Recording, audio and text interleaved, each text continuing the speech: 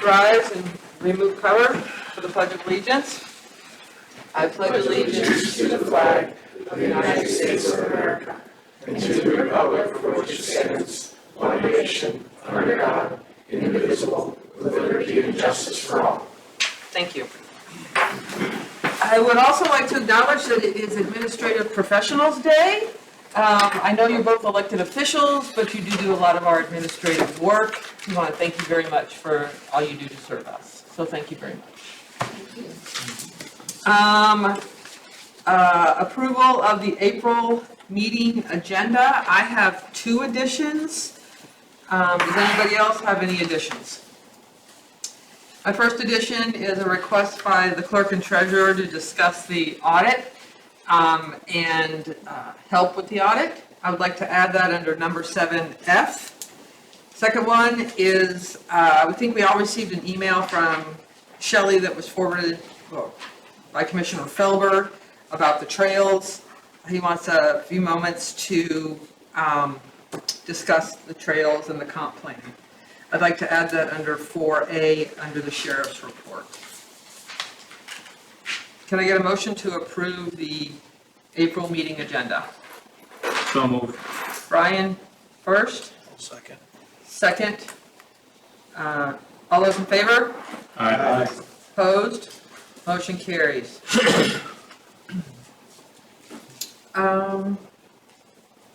Okay, there it is. Number 3, approve the consent agenda. Review or approve treasurer's reports, routine claims, and payroll. I got some questions on payroll. Can we pull that? Sure, we can pull the payroll. Where would you like to move that? Put it in financial, I guess would be a good spot as any. Financial, which would be under, down to the treasurer's business, you mean? Yeah. So you want to pull the payroll Make it B. B to the treasurer's business? Okay. So I would need a motion to approve the consent agenda, pulling item B to be moved to the treasurer's report, but including A, routine claims. So moved. Brian is first. Can I get a second? Second. Brian, Paul is a second. All those in favor, aye. Aye. Opposed? Motion carries. Open forum? Is there anybody here for open forum? Sheriff. Oh, Skip he was, the sheriff's You report. have to still approve We- the routine claims. I said that in my whole thing, the consent agenda and routine claims. But who made the motion? Brian, you seconded it? Oh, I thought he made the motion to move it to pull payroll. Okay, fine. We don't need a motion to move it. We can, anybody who wants to pull off consent can do that without a Okay. motion. All right, All right, moving on. sorry. Third call for, Sheriff's report. Sheriff's report. and an Sheriff's open report. Thank you, guys. Last month, March 2025, the Sheriff's Office had 140 different calls for services and CADs pulled within Orrock Township. We had 2 stop arm violations in Orrock. One of the cases, the individual was verbally warned. The other case, they were cited for violating the stop arm on the school bus. There is a theft that is listed. Further digging into that, initially a survey company that was roadside reported that they had $15,000 of survey equipment stolen, and about 3 hours later, I don't know if somebody moved it or pulled a prank on them, but apparently it was all recovered and just moved to a different location, so no actual theft occurred, although it was kind of suspicious as to how that happened. Dog complaints, there was 3, kind of a recurring one, and in that case, the owner ended up getting cited for ordinances, including dog at large and failure to keep a potentially dangerous dog contained.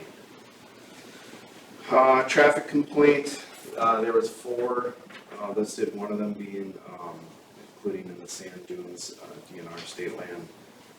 Kids were mudding and several pickups and kind of tore up some of the roads back there. So the sheriff's office assisted the DNR, located those guys, kind of identified them, and then they were transferred all that information over to the DNR for them to handle the repercussions for that. Garbage littering, I know I brought that up last month. We did have another, the deputy was patrolling a refuge lot over on County Road 1 in the 27300 block over on that east side. He found 2 commercial tires and a bunch of insulation was dumped in the lot by someone, unknown person. So County Public Works was contacted to come clean that up and dispose of it. We will continue to obviously do patrolling for those types of problems.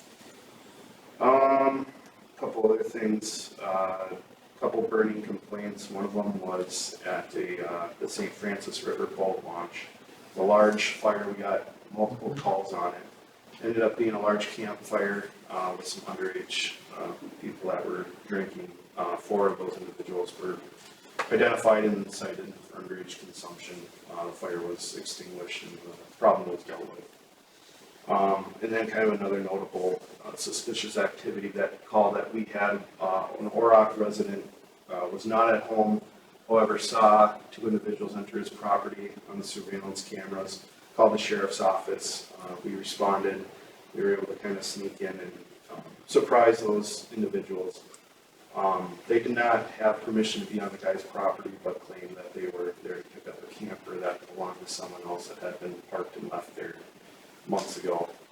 Ultimately, they were told to leave and told to contact us with documentation for this camper since they had none. It just seemed very suspicious, like a typical theft that would occur.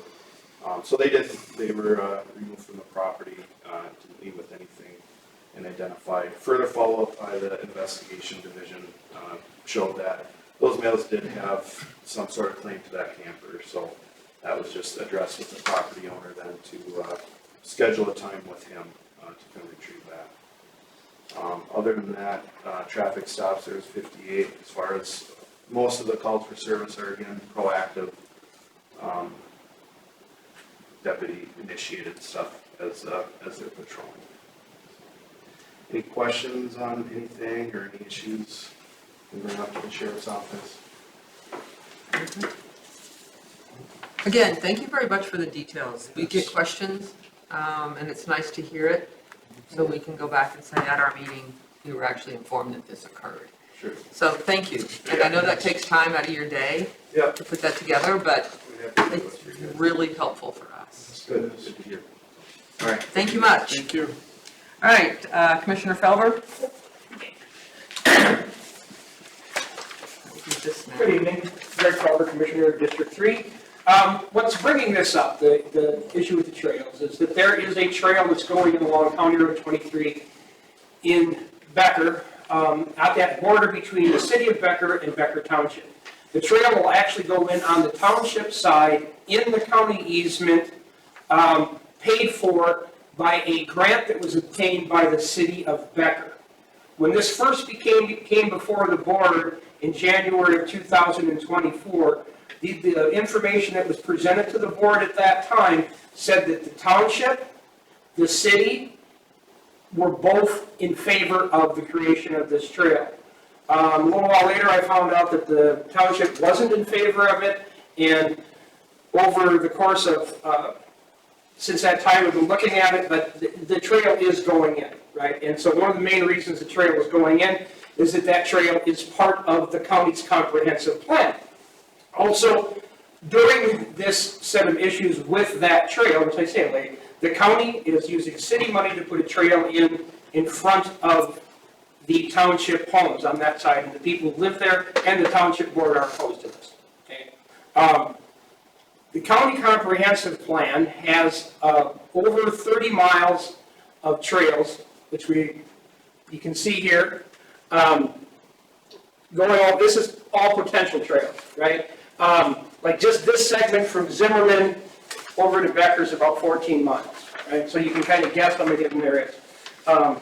This is in the comprehensive plan. This is in the parks plan. while discussing this issue with Becker, I discovered some people in elected positions in the county don't even know that this is in the comprehensive plan. I mean, it's a pretty big thing to read, the comprehensive plan. This is actually coming out of our Driving Forward 2040 road plan. That's right, pulled this particular map. So these trails are going to be, what you're seeing there in those green lines is a trail that is 10 feet wide, asphalt, running down the side of the road in the easement. Okay? The big question is, do the people who live here want these trails? You know, this was put in 2016, 2 boards ago, decided that they wanted to have these trails as part of the main comprehensive plan and all the other plans. And when I'm talking to people and when I was out campaigning, people were not in favor of having these trails in front of their houses. And that's one of the things I'm trying to figure out. Are the various boards in favor of these trails? And then I'm going to try to figure out if the citizens are in favor of these trails. I'm not a big fan of the trails, and I got several reasons for that. Number one, from April 1st to August 1st, south of 90, or south of wherever, down in this area, I think the cutoff might be 200 up north. You can't drive anything. You can't drive an ATV in those trails in the ditches, because that's protected habitat for birds and for pollinators, right? If we put in 30-some miles of trails in our ditches, we destroy all of that habitat, right? So, I mean, everybody who hunts knows that edge cover is super important, right? So that's one thing, a habitat destruction. Currently, they're very, very heavily used. I mean, ATVs, except when banned, are in the ditches every single day, and of course the snowmobiles are there all winter. Once you put an asphalt trail in there, you can't be running ATVs across it, and you certainly can't be running track snowmobiles across it in the wintertime. So you would lose that half. Also, horses use these trails. And now the difference between, these trails are part of an intermodal active transportation system. Part of the theory behind these trails is that these trails would be also used as effective transportation for you to, say, commute from here to Big Lake to go to work every single day. I don't think that the amount of use that they would get would justify that. I don't think there's that many people who are going to ride their bike to work every single day. So I view them as primarily a recreational activity. And these trails run at our last parks meeting, which I'm on 2 of the park boards. At our last parks meeting, the parks director said that the probable cost of these types of trails runs between $1 million and $1.2 million per mile. So we're talking about $30 to $40 million of trails. That's an awfully expensive recreational activity, in my opinion. I mean, for instance, we're not building the ice arena for the kids to have activity, that we're making the private people build that. You know, so that's an awfully expensive recreational activity. You know, the difference between bicycles using them and motorized vehicles is that the motorized vehicles pay license fees. The motorized vehicles are regularly stopping at our bars, our restaurants, our gas stations. The motorized vehicles pay gas tax. They pay all this. So the motorized vehicles that already are using these trails for recreation have a lot bigger economic impact than bicycling is ever going to have, in my opinion. So that's basically the whole deal. What I'm just trying to figure out is those are my basic arguments against it, and you know, just to try to get I obviously can't vote on it, but just trying to get a general consensus from the various township boards if they're actually in favor of having this kind of a trail system in the county. So, one of the first things I noticed on this map is one of the trails, when it diverts off of 5, it goes on to 75. Yep, right here.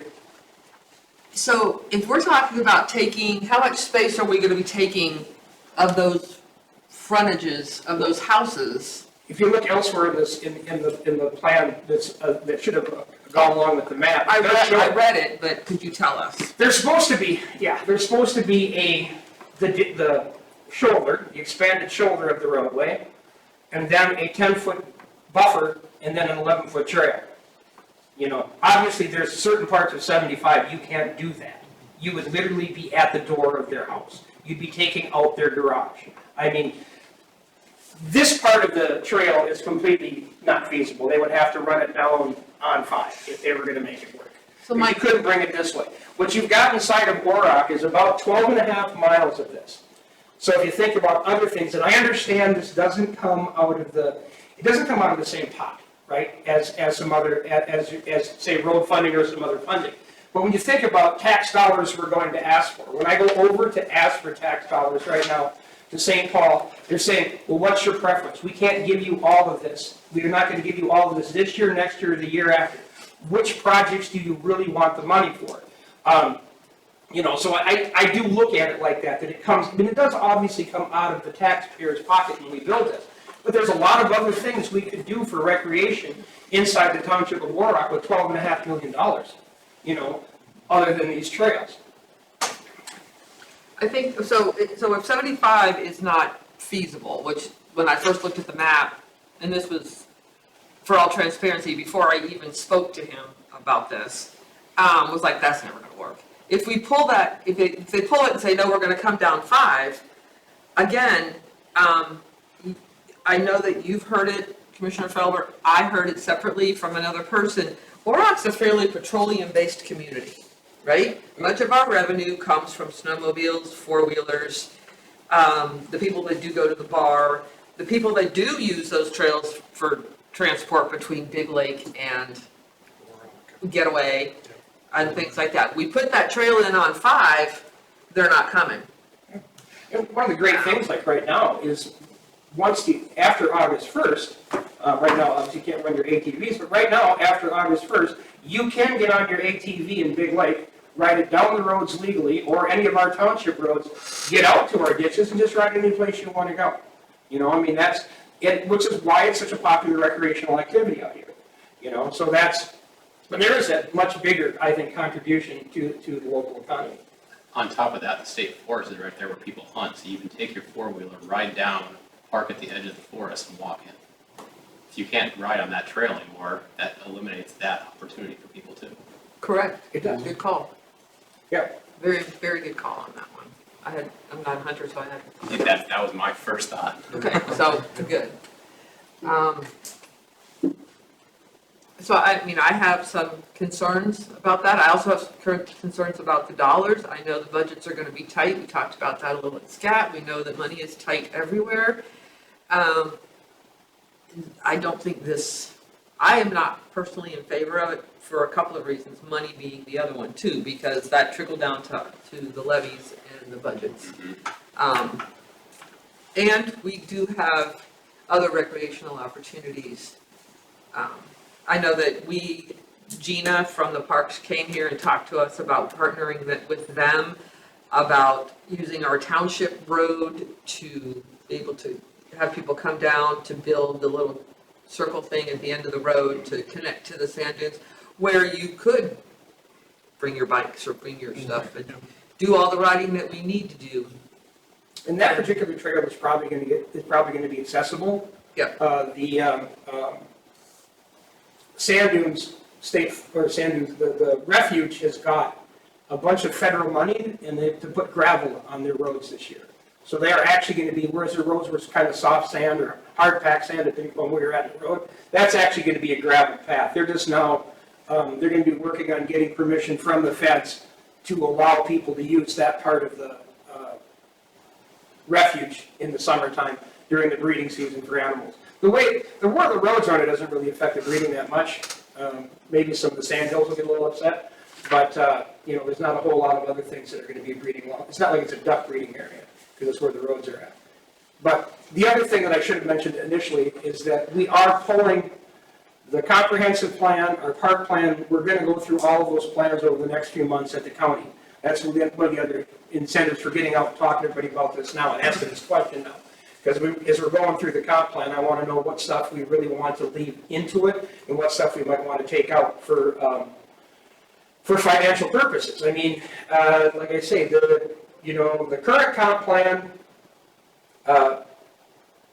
was voted in by a different board.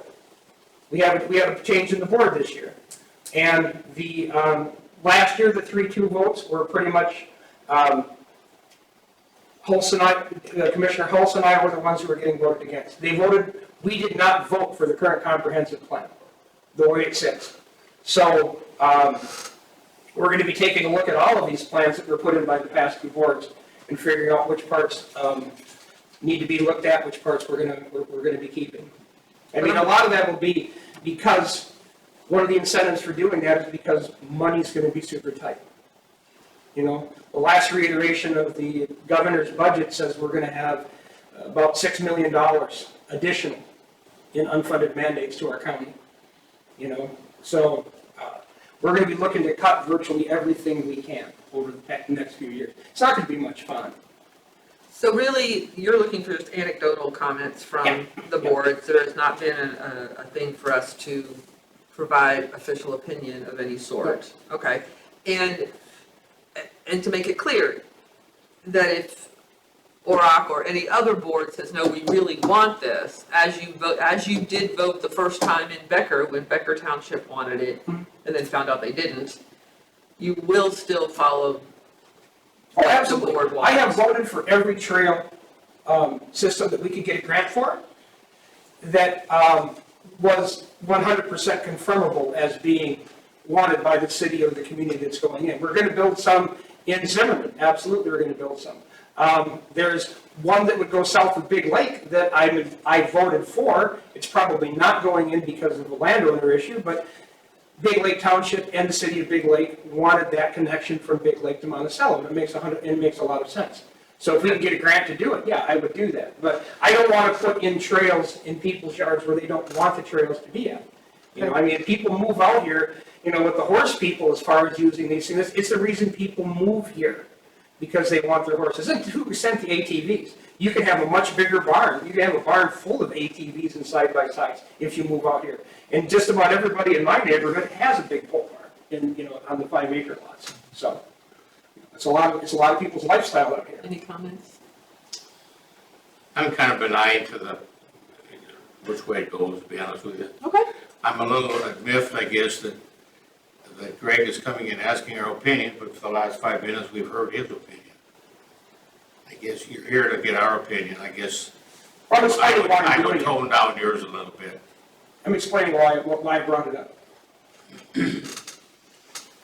This was visited about 75 when it was presented, because I brought it up. That there isn't enough shoulder there, and there's so much swamp. I'm not as concerned right now about the homeowner's front, as it's not practical to start with, because it's just not wide enough. It's just a swamp. And now with what else is happening on 75 in that area, that's, I really think that's gotta be visited. As far as the rest, I think I wanna see more of it and study more of it than to make a comment, but that section at 75 is just not practical. I agree with you, it goes hand in hand. 75 is not practical because the swamp and the homeowner's property between the house and the road is very small. So, yeah, they go hand in hand, and I totally agree with you. I saw this on the map, I just freaked out. I'm like, no. We can't do that. Any more comments? I just, as an avid snowmobiler, I would like to keep the ditches free, because I use them to go places, and some of the snowmobile trails go through the ditches, like along 4 here and stuff like that, so I would like to see the snowmobile trails stick around and keep the, the bike paths to a more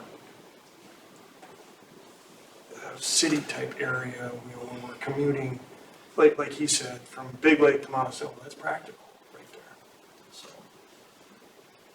but that's my opinion. Yeah, I'd rather see the money go towards improving if we're gonna spend it at all, improving some of those ditches, because some of them are pretty rutted out, so we're not doing anything to the ditches. Because again, if you put this on the east side of 5, I thought about this afterwards too, and also, I'm sure you can't drive a car across them, can you, legally? You can, it'd be asphalt. But legally, can't you? I mean, if that's where your driveway is, yeah, you can go. across No, it. I'm talking for the hunters, because there's, Oh, no. during deer season, that entire thing is always lined with about 10 No, cars. it'd be posted like that multi-use trail that comes out of Yeah, Big Lake. so that blocks everybody from hunting if it goes on the east side of 5, so that's not practical at all. Yeah, there's that. There's a lot of concerns. So, at any rate, well, thank you very much for your time. And I'm sure I'll be getting some emails now after this. We'll be getting some citizen feedback from the people. Thank you. All right, moving on to open forum. Is there anybody here for open forum? Anybody here? Now's your chance to talk. All right, third call open forum, moving on. Approval of the meeting minutes, March monthly meeting. Move to approve. Second. Did you get that? First, Dalton, second, Paul, for March monthly meeting. All those in favor? Aye. Opposed? Motion carries. Approval of the annual local Board of Appeal and Equalization meeting minutes. Moved. Peter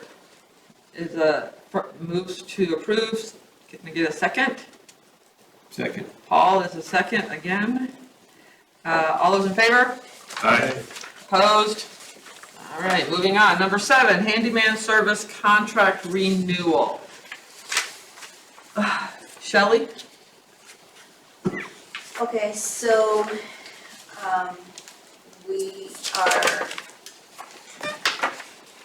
we need to renew Daryl Waletzko's handyman contract. The 5 years are up. The lawyer, I spoke with the lawyer. We don't have to do anything because the amount of money he makes is less than $25,000. So we just have to decide if we want to renew the contract. And another thing that came up was where, if you see where I wrote there, it basically it says that anytime that anybody wants to speak to give a direction to the handyman, it has to go through the chairperson. So we know that quite often I'm the one who speaks to him, or what, maybe the road authority or other people do. So we don't know if we want to leave this as it is or if we want to clarify it. And he is asking, then the rate will remain at $65 an hour? Correct. Okay. So I guess to get the discussion started, I would make a motion that we approve the contract for handyman services at $65 an hour with Daryl Waletzko, with the addition of adding clerk or road authority to persons who can contact Daryl to assign work. And the purpose for the road authority for a handyman? Road sign down, branches in the road. That does fall under the handyman? I thought that No, it's fall on handyman. the other. Okay, I just thought it was under the. Clarification, before we started this, Well, we didn't get a second. oh, I'll second it. Okay, thank you, Brian. Now, Before we started this handyman contract, it was up to the board to do these kinds of work. If there's a tree down, the board had to go out and clean it up, garbage, signs. That's why it was, I think it was around 2016, we started the handyman contract. But beforehand, it was up to the board members to go out and do these things. So just a point of history. history, thank you for that history lesson. Any further discussions? I'll support it. Okay. With knowing that, should there be the ability for any of the board members to reach out to Daryl for small items? Go through the clerk. Just clerk or call road authority first? Discussion. That's my feeling. I'm You just should listening. always Too do many it to the people. clerk to let her know that what's happening, and then, because then they can verify the billing and that kind of Okay. stuff. That's fair, I just wanna know, because it's one of those, if a small branch is down and we're calling Daryl to do it, it's gonna take him 1 hour. That's what I'm concerned is, if I see it first, do we really have to do a chain of events? But I get the documentation, that does make sense on why. Well, you can do it, you can get Yeah. it up. I've done it before. Yeah, that's my feeling is go through the clerk. Yeah, If you believe it's gonna require him, it's too big, it's gonna require machinery, something that's not Yep. in your wheelhouse. Yep. Yes. then- No, the documentation purpose, I think, is a perfect reason on why. Yeah. Road authority. Any further discussion? So we had a motion and a second. Any further discussion? All those in favor? Aye. Opposed? Motion carries. Okay, snowplow, section B, snowplow renewal amendment discussion and action. Ms. Erickson. So, Daryl's contract, snowplow contract, he still has it, but it needs to be renewed for 3 subsequent seasons. So that means that we have to sign, we have to do another amendment. no change, there's no change in his The, unit prices, it's just, we're just amending the term. there's a couple changes. He did go up in a few things. That's why I printed out for you the past one and the recent one, where he made the changes. 2 items went up a little bit, and 1 item, he lowered it. So I see pickup with V plows went up to 95 from 90. I see that the truck and with plow and wing went from 100 to 125 an hour. And then I see where the salt and sand road trucks went down from 115 to 100. Correct. Those are the changes that he Okay, made. still a $35,000 a year minimum for his services. To have the Not really a change. Those are reasonable costs, so I'd make the motion, we extend it for a year. Okay, I got a motion by Second. Brian, second by Dalton. All those in favor? Aye. Opposed? Motion carries. All right, technology and data security updates, item number C. I know that there was a request to reach out to another specific company, NetV Pro, Keith Swingle. Shelley was able to set up that meeting. I was not able to attend that meeting due to scheduling. I know she reached out to Paul. Paul was not available either. No, Oh, you did attend. Okay, I'm sorry. So here we are. We have 2 proposals in front of us, and there were some changes. Yes. Weren't And we gonna contact the county? We I did. did, that's a third, it's part of this. Oh, okay, But all right, we okay. end up with 2 at the end of the day. All right.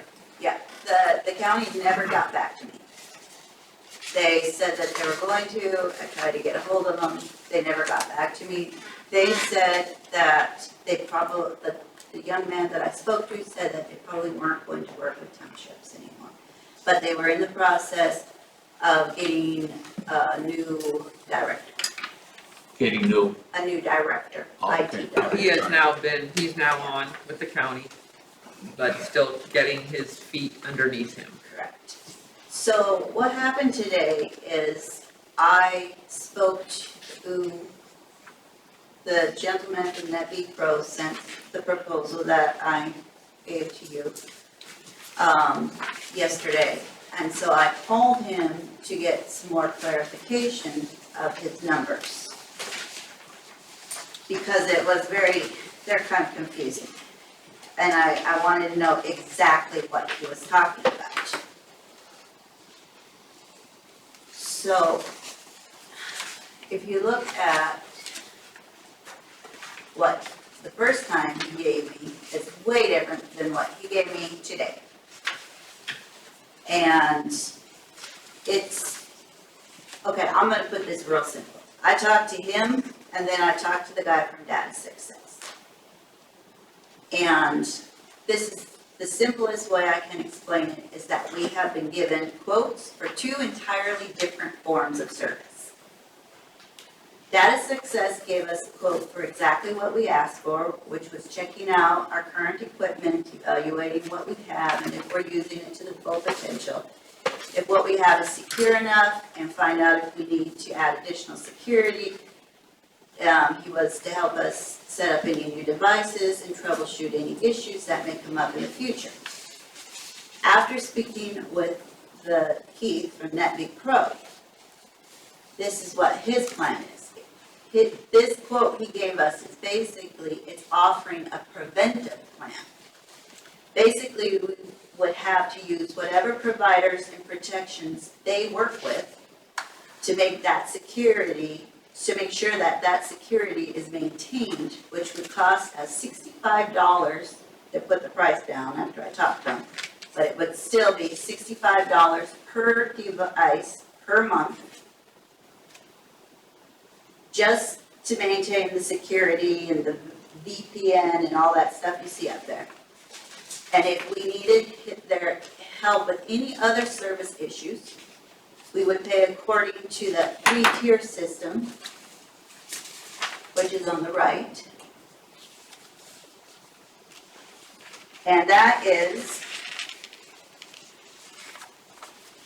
tier 1, level 1 is basically if we need to find a password or something goes wrong with that. Level 2 is to fix things that aren't working properly, like Microsoft, or if the computers go down, or little things.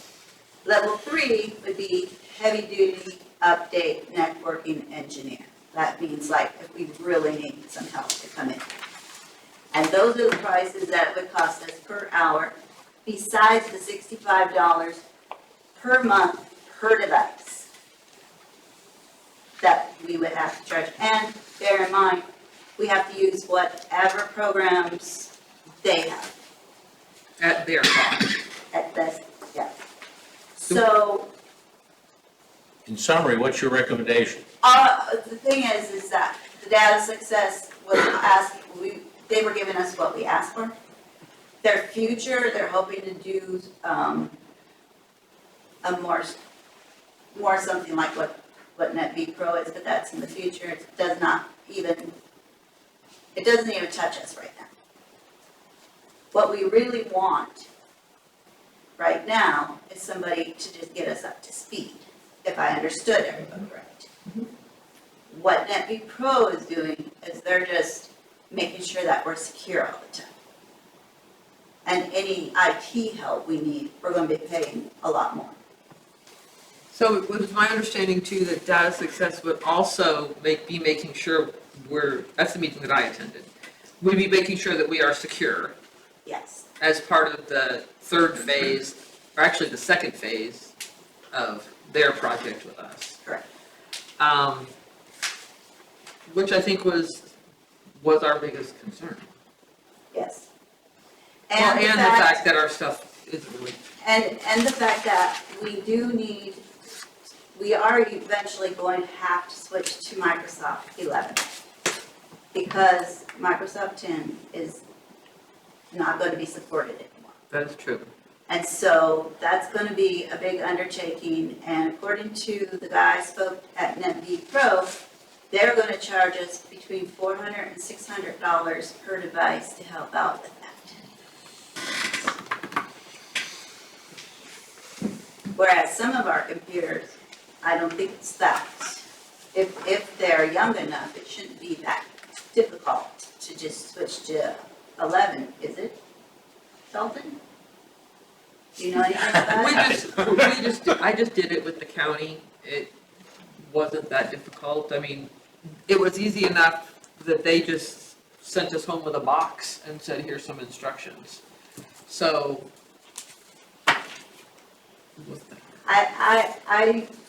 I'm just reporting what I talked to with these people, but from what I can see, NetBeat Pro is not what we need at the moment.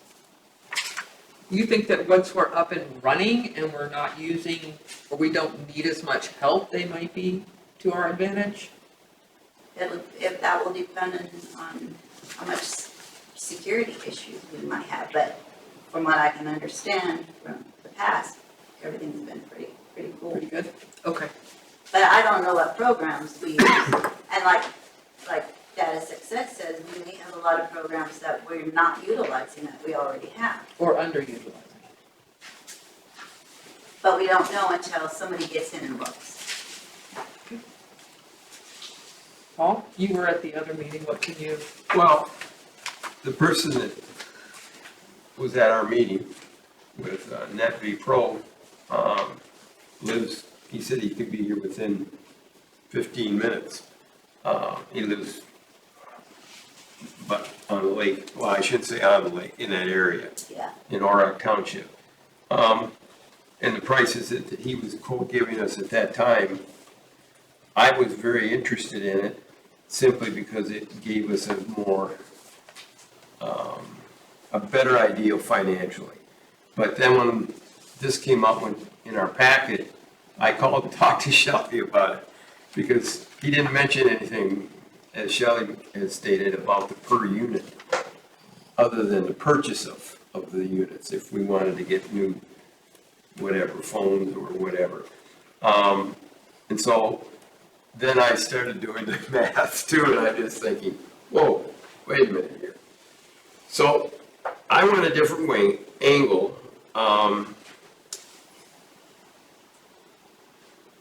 We didn't have any problems with NetPro until 5 or 6 months ago. Everybody was, the ones that were using it, and I'm gonna use you, Ann, because you said you use Teams a lot. I don't use Teams at all. Okay, I go back and look at the minutes, and I got more time to do that. So it's difficult for me to really say what was wrong or whatever. And so I guess what I did then was I made a few phone calls. I called Livonia Township and asked who they use. And they have RBS out of Elk River that takes care of their technology. I tried to call Becker because I knew that Data They use Data Success. Yes, but I wanted to talk to them about just hearing what they had to say about it. I called the city of Big Lake, just curious to see because it's a bigger operation, and I knew they didn't really have a tech like the county does. And they have switched their carrier that's going to start next month, and they charge a monthly fee, and it's out of St. Cloud, Marco, but he said it is, you know, it's probably more than what we're paying now, but obviously, and I figured that out too. So I guess I'm just saying, So if I can interrupt, I did talk to Becker Township specifically about their working with Data Success, how it went with them, what they liked. They love it. Very responsive, even though it might be on here for something to be charged, if it's less than 15 minutes, very rarely gets charged because it's something I can help you with over the phone. It's something that I can just quickly help you get through. He said that also in our meeting. I heard it confirmed with Becker Township. Very good about keeping them up to date about when they can tell on the network. They have a little deeper relationship in terms of monitoring the network. They're going to be running their website. They're doing a lot more for them than we're asking. But that when people haven't updated their devices, then the clerk gathers them all up and takes them all in and gets everything updated and then brings them all back. So they all have pads there. So they have regular maintenance that they take all their stuff, get it up, make sure it's all up to, all the firewalls have been done, all the updates have been done, all the new stuff has been loaded.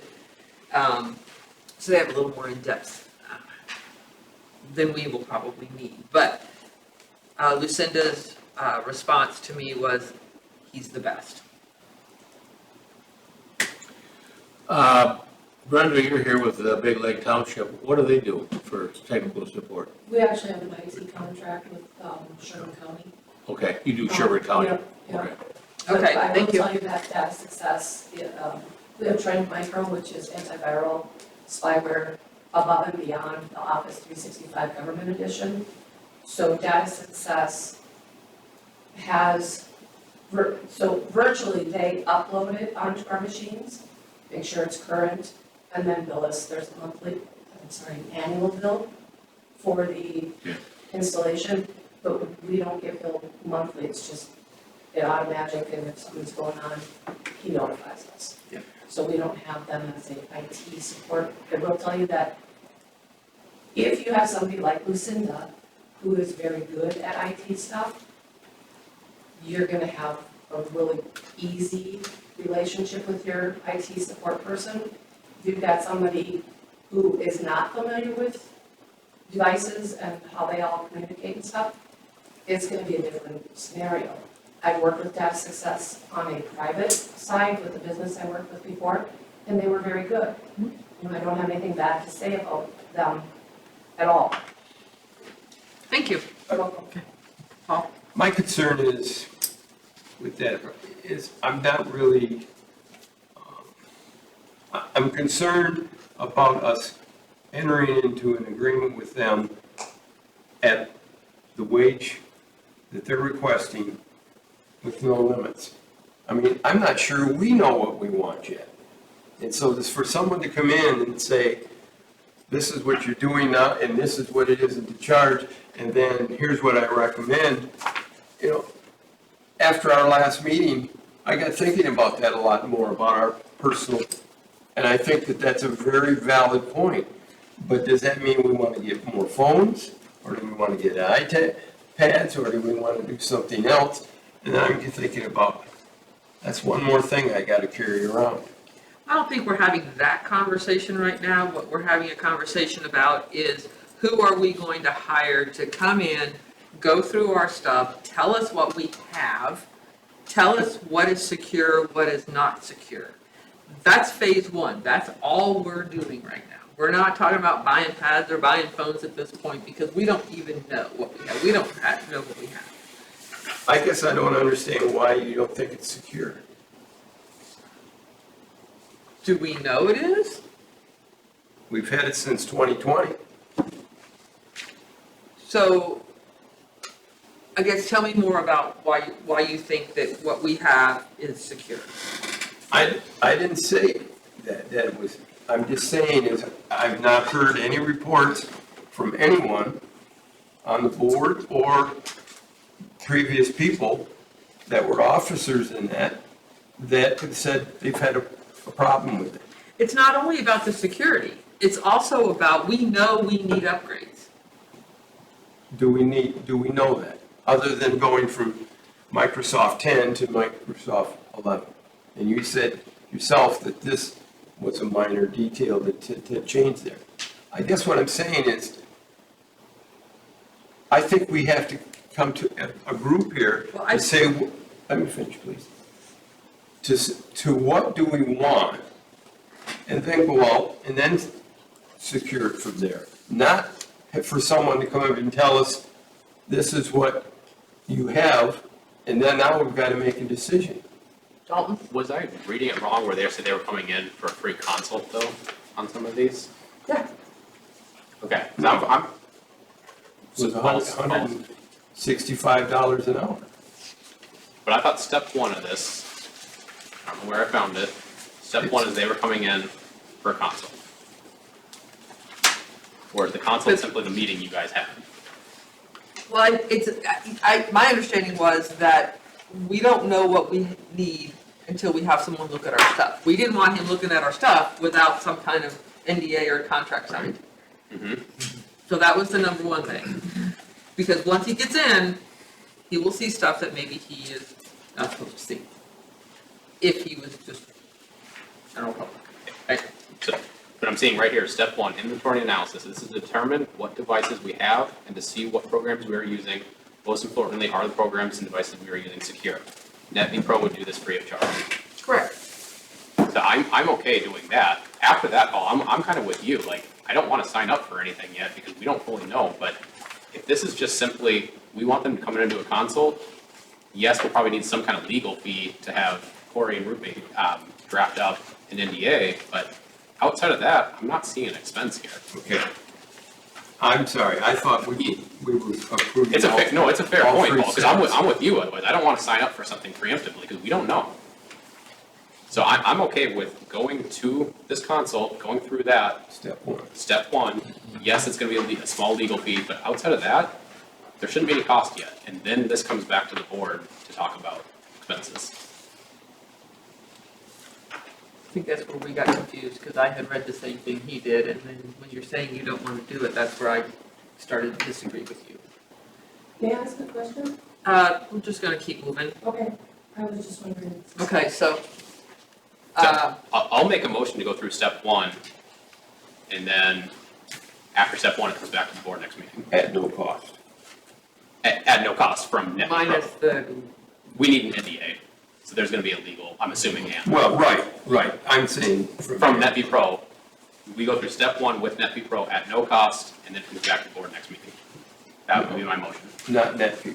not that, Oh, excuse me, sorry. Not a success. Excuse me, sorry, that's, thank you. I don't know for sure if that's, I don't remember what Kevin said about if he was gonna charge us for that. It's, Nevi Pro is the ones who said that they would do that for free of charge. FE Pro would do this free of charge. Yeah, what they're saying is data success. Yeah, I don't know if, I don't remember what Kevin said. And I don't have anything else written down except for that. I would have to verify that with him. and I think my other concern, or my other issue is that, it's still broken. I still can't use it. It still can't be fixed, and the longer we keep pushing this down, I still don't have access. Access to what?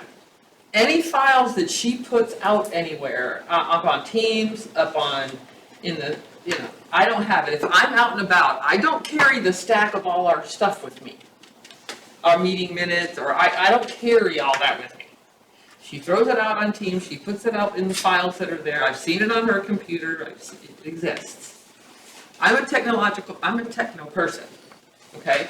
So I still don't have access, which I should. And no one can get it fixed because we don't have a contract with anybody to get it fixed. So what is it that you're trying to get, are you going through like your team? Okay, we've already been down this Or are road. you trying to go through like? Both. or- It's on my laptop, Online. on my phone, online. No way it doesn't work any way at all. We have all of our policies are online, aren't they? Yeah, all the ordinances and everything. Yeah. At the end of the day, at the end of the day, our stuff needs to work. But it does work, it does work if it's, All right, okay. if it's online, I don't use Teams either, so, but it's online. And you can get all the meeting minutes all the way back to 2 years ago. Yeah, I don't. No, you can't. I don't keep that back that far. So, exactly. So, Back 2 years, I went that far. I don't know why. Well, there's a motion on the table, isn't there? We don't have a second on it yet. Well, I will second it for no charge. For no charge, but do we want data success instead? That's what I'm hearing. I thought that they were charging $165. And I didn't bring it. Yeah. Because I'm with you, Paul, that scares me, just giving an open, especially when someone else is willing to do it for free. How about if I clarify things with data success and get back to you? Well,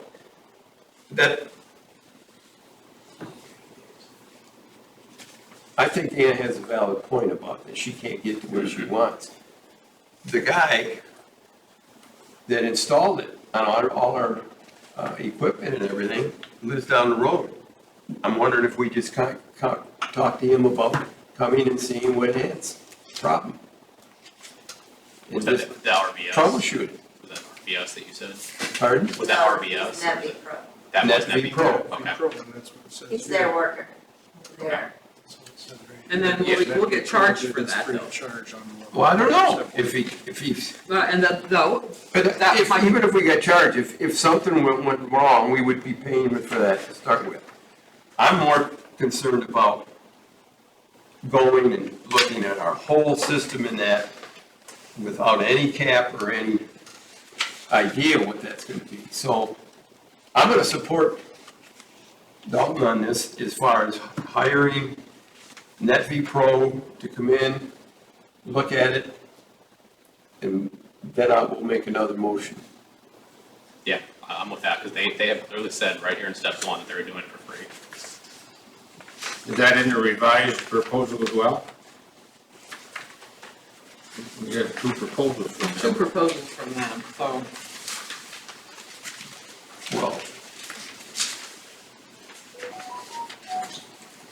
I don't know, I guess I'm gonna,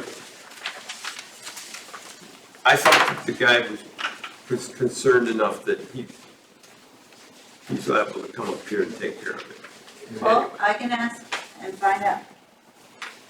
You're the expert, I'll go with you. Well, I don't know about that at all. It needs to be looked at, it needs to find out what we got.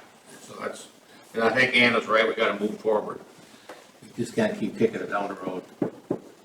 I just don't know what we're kicking. I would, well. we've That's got a why motion. we're analyzing things, so we know what we're kicking. We've got a motion and a second, a friendly amendment, and to have Shelley call Data Success and see if they will meet the offer for a free consultation of what we have by Data Success. I don't know that that's legal. If they both presented their proposals, and now we're gonna, But I don't think we have clarification from Data Success whether they are or not.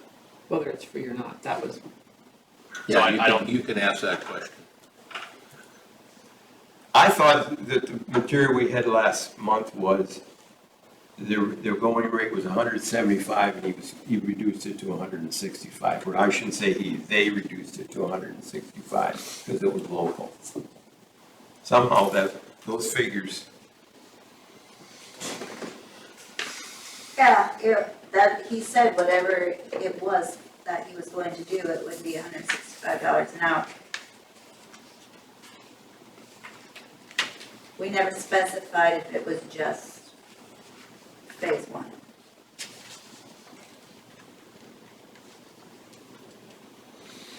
From my perspective, it isn't a big deal if we pay the guy.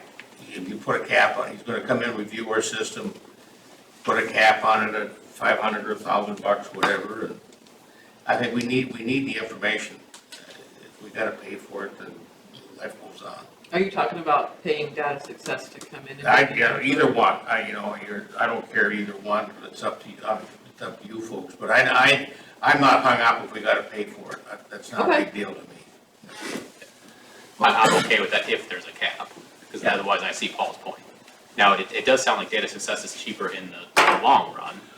Okay, if they have to come in and they do charge us a couple of hours worth for the console, and NetV Pro is free, but in the long run it charges more, I'd still rather go with Data Success then. Would you like to, I would like to rescind my previous, okay, um, would you like to do a second? I would like to go with Data I Success. gotta agree to that. Well, okay, are you, Or we can just, okay, we'll move on then. Well, or Let's just, just finish the vote discussion. on the first one. Well, let's just finish the discussion. Okay, I want to get to a point where we're voting at this point. do you want to rescind yours, Paul, so I can make a new one? Your second. I don't, we're rescinding it completely, and what's the purpose? For him Purpose, to, so I can make a new one, because I A would like to new- go with Data Success, because they are the cheaper one long-term. So I would like to go with a consult with Data Success with a cap of 500. of probably $500, because if the other company's doing it for free, it can't take that many hours to do this. Now, Shelley can obviously ask, is step 1 free? But if they say no, I think the cap of $500 is fair. Well, you work in business. If the rate is 165 an hour, but there's a cap of 500, and we're asking them, what will they do it? What do you think that's gonna end up being? And that's fair, but most I of these will just- do a free consult anyway. Any professional service like this should be doing a free consult.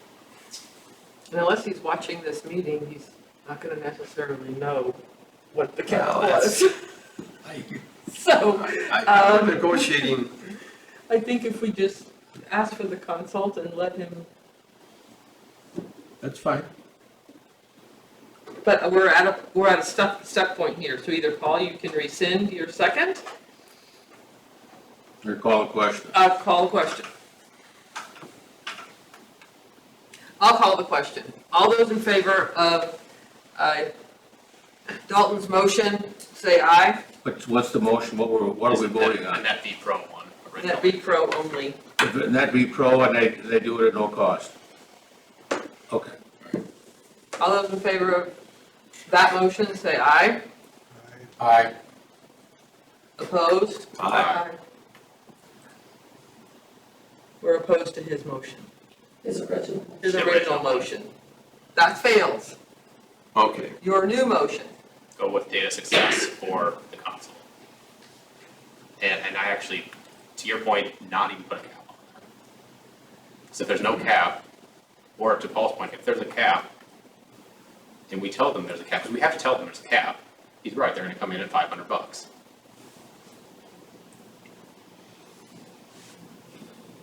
And what is the urgency that we can't get this brought back to us? To your, because to Brian's point, we just get together and go down the road, and it takes a month each time to do this. Well, or we have a special meeting. What's that cost?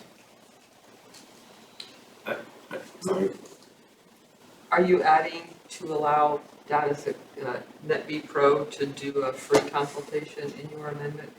Are we having both of them come in here? I'm asking you. It's your motion. I'm okay with both coming in.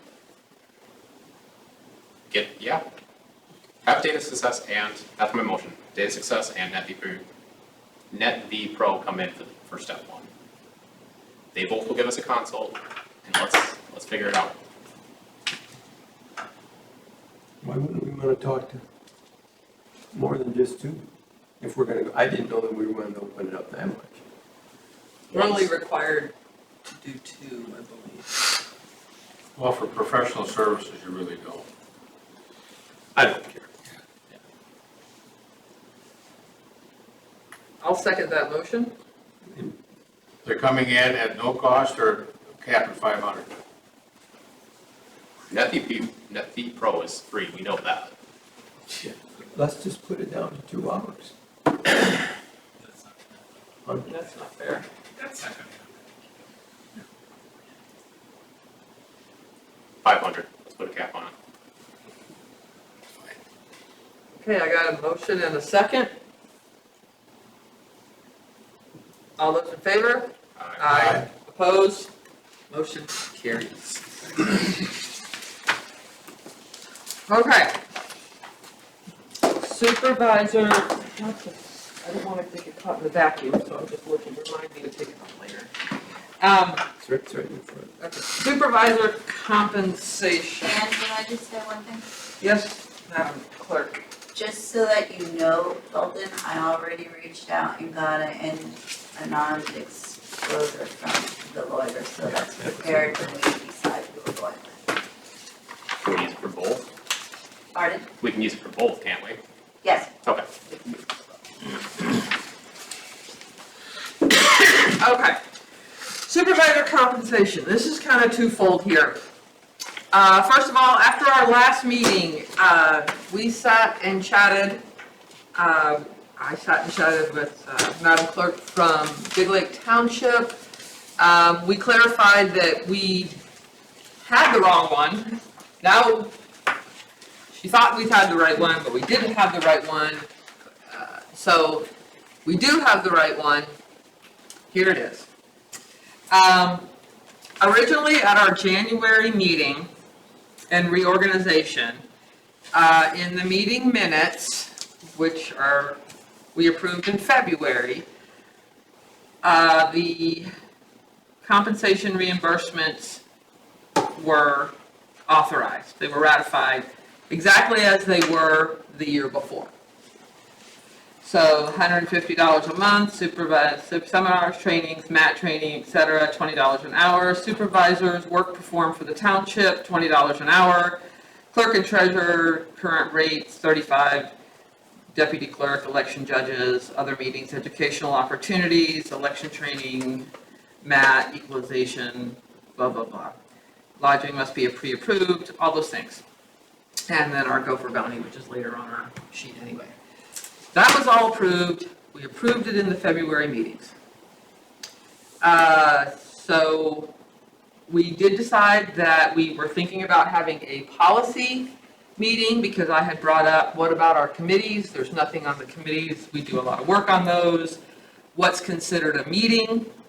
Outside, is going to Big Lake Joint a meeting? Is SCAT going to a meeting? Is this going to a meeting? But other than that, none of these were pulled, none of these were changed. They were all here. Discussions, having a policy committee was going to be around whether we were going to go change this, add committee meetings, and or defining things that we do in the committee, in the community. Are they meetings or are they just community events? That's where we left it. February, we had no action. March, we talked about it briefly, only to mention it because it came up at the annual meeting that the minutes had been approved now, that the citizens thought we needed a pay raise. We tabled it until today to make sure we had this, and thank you for staying late with me, Madam Chair from Big Lake Township, to make sure we had this for tonight. So that's where we stand. Prior to us getting $150 a meeting, the old sheet that we had the old numbers on it, which was the $70 and then so much per meeting, so much per committee, so much per all of that, which you may or may not still have in your packet. We changed it because there was some discussion about what was a meeting, what wasn't a meeting. It was,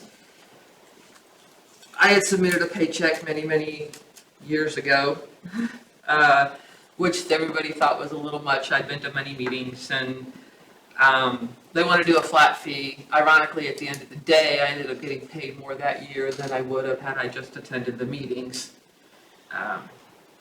because it was heavy in the front of the year, as they always are with committees and budget and everything else, and by the time summer comes, you're lucky to get to one.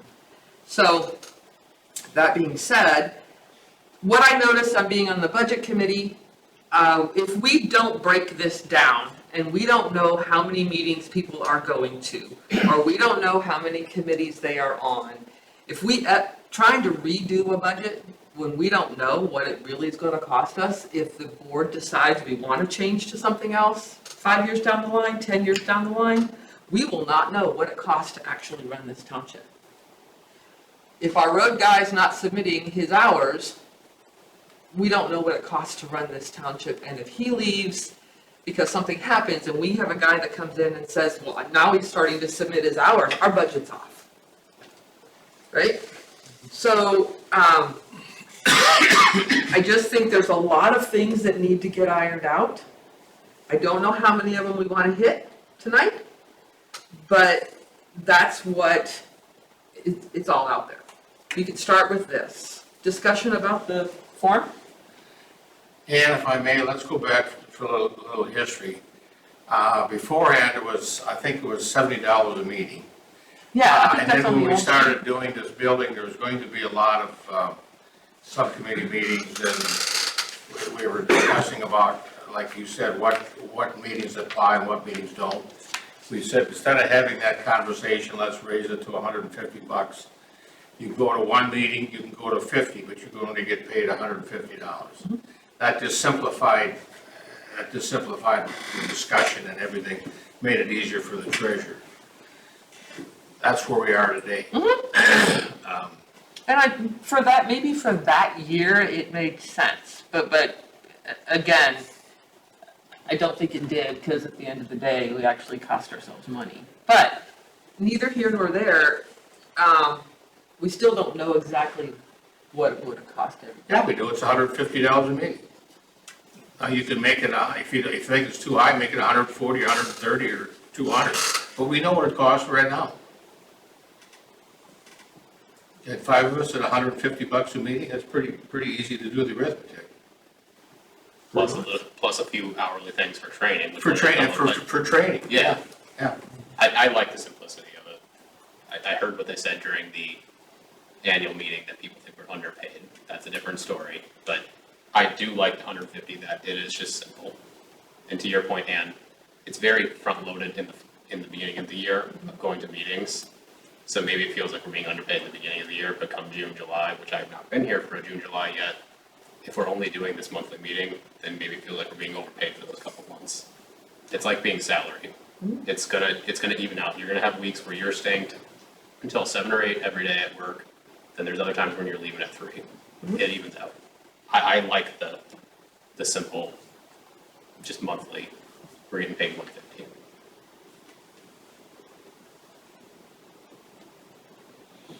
Well, I'm the one that made the motion to go to 150 for the meeting. And as I look at this chart that's there, we're right in the range of what everybody else is getting. We're not under, we're not, I would, I mean, you just look at it and they're right there. Some are higher, some are a lot lower. And I just think it makes it simpler to do.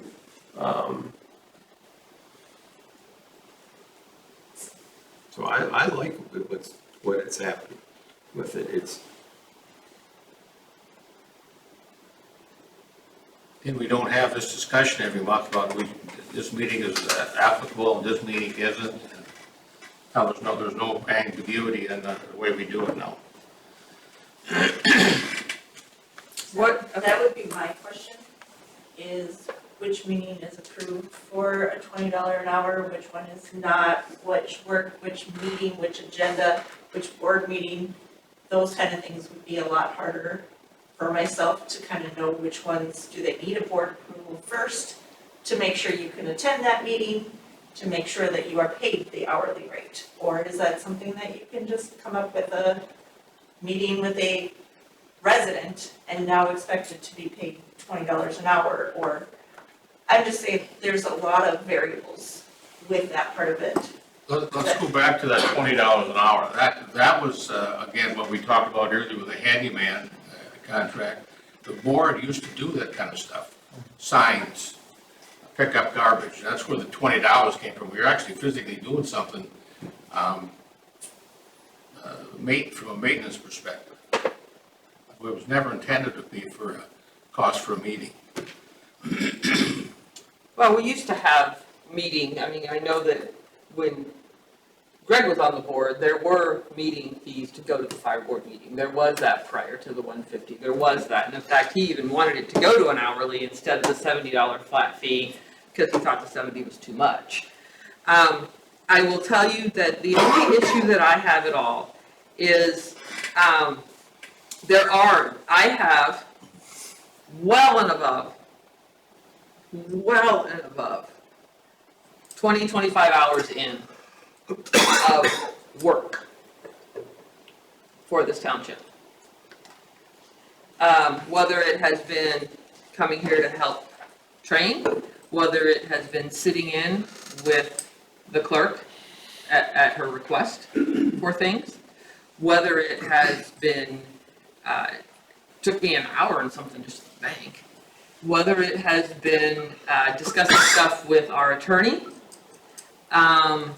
not stuff I necessarily initiated myself, but it takes me away from my job and it takes me away from that. I requested $40 on this paycheck, was denied. Welcome to being chairman. That's part of the job. And I think the chairman job may be one of the, and obviously it'll be somebody else next year. It won't be me. That's because I believe everybody should sit in this seat, not because I don't enjoy it or not because I don't think it is important. But we want to be able to draw people here to do this work. No one should run unopposed. People should want to serve their community, but not at the expense of their income. And I think $20 an hour, when I'm having to take time off of another job that pays more than $20 an hour, is fair.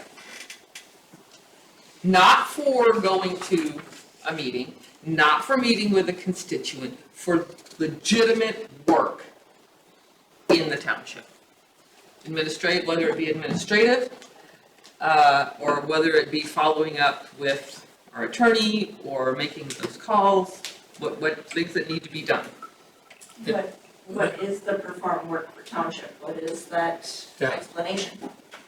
The performed work, it's not a committee, it's not a community event, it's not a meeting outside of here.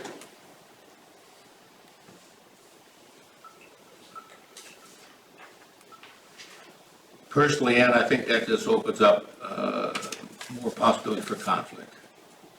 I understand where you're coming from a financial perspective, and you got to take off time from work, but I think it just opens up another portion of conflict which we don't need. Here it's nice and clean.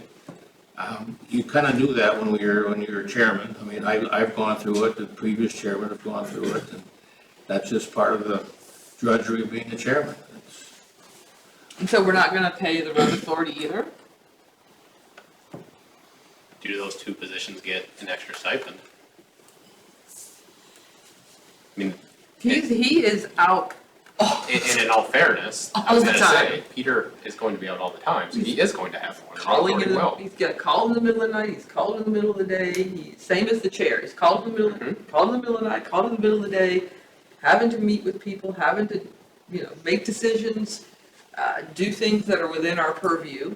And I'll say selfishly with the zoning person does get paid extra because it's the county. So there's work outside of this meeting Which here. the county pays. Which the county pays. Right. So I think that, for the record, it's not about the cash. It's not about the money, for me personally. It is about what we're saying about our positions and the value to other people that may have to give up their $22, $23 an hour job to do these things. They wouldn't want to do this. It's the same reason that, quite honestly, I didn't run for county commissioner. I would lose money doing it. Right? So. Greg's got a smile on his face. He was retired. Then I retired. Would be beating, so. I need to repeat the phrase out of Vita, right. But that was a family discussion. Financially, who's gonna run for county commissioner? Is it gonna be Greg, is it gonna be me? And financially, and also he researches and is smarter on those things than I am, it was him, right? But one of the main factors was that would have been a financial hit to the family.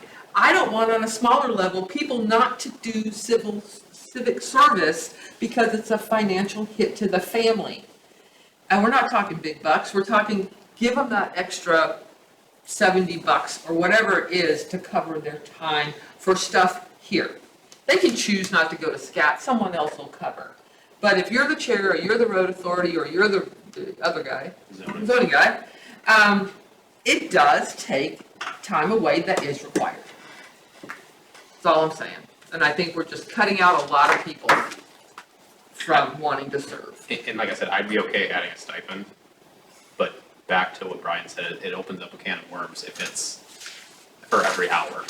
Now, I would say, without doubt, chair and road authority do more work. And Brian, you can probably attest to that, they do more work. And I can even see which one I was in, is it Clear Lake? Their chair makes more. It's written right on there. And it won't be me next year, so I mean, it's gonna be somebody else. So this is not a future thing for me whatsoever. Well, I guess I approach it differently. And it's probably because of my background working with the public to start with. I didn't take this job to be paid, and I didn't actually. And I'm not asking to have a pat on the back. I did it because I wanted to be involved in with the township and the community, and do those types of things. And so, I'm charging now only because I found a way that I can donate that to something else in the community. But that's my personal decision. So I guess I'm just to the point that I'm just saying is, I just think, I understand that the chair puts in a lot more time, the road authority person puts in a lot more time. And I emphasized that when we talked about appointing people, and people are finding that out, and not complaining, but they're finding that out. I just think that it isn't the dollar amount that's gonna motivate someone whether or not they actually wanna be, on this board. I think it's really whether they wanna become involved in the community for whatever those reasons are. I agree with you. And so, I like the flat rate. We know, as you started the conversation in, we know what it's costing us. It's easy to budget for that. So, I just feel we should stay the same, and if it's the feeling of this board to move, and so everybody has the responsibility of being the chair or the road authority, then if it'll be your turn or my turn or whoever it is, turn to do it, they know it's gonna be some of their time consumption there. So it still For pays. clarification, I don't think the road authority should change. That's a heavy lift to learn. So I'm not proposing that. I agree with you, you're not here to make money, but we're also, you shouldn't ask someone to come here and lose money. All right, we moving on? No. I would actually look for a motion for a stipend for the road authority and the chair. How much?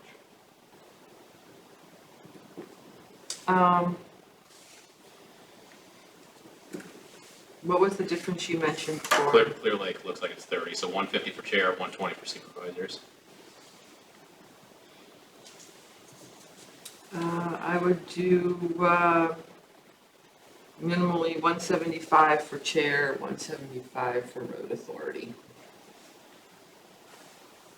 So chair and road authority at 175, the other people would get 150 per month. The meeting rate is only for trainings at that So point. we're saying $25 more, $25 stipend. not additional 175. That's what I'm asking. So we've been talking about this for dealing for a $25 increase for those two people, right? Yeah. Okay, I just wanted to make sure it wasn't 150 plus 175.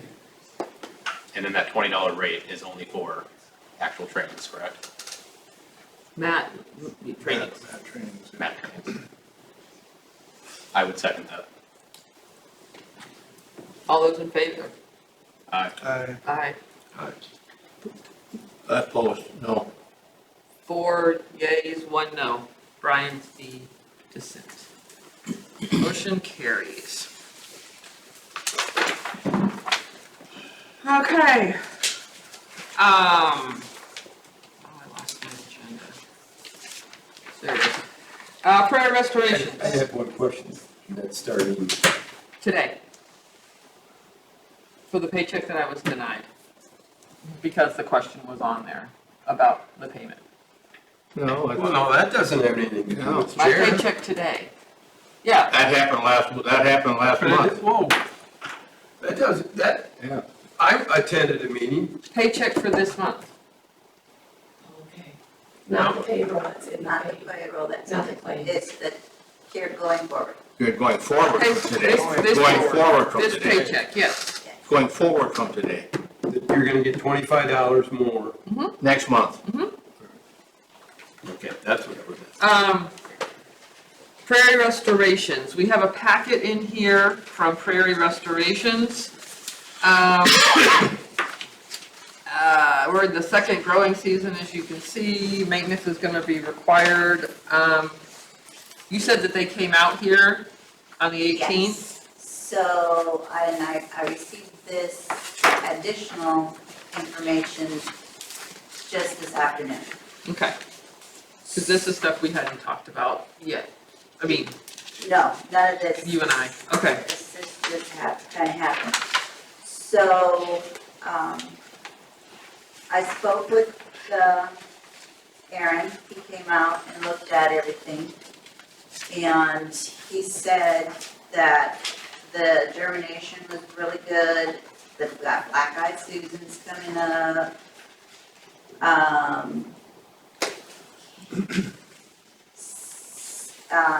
And we have,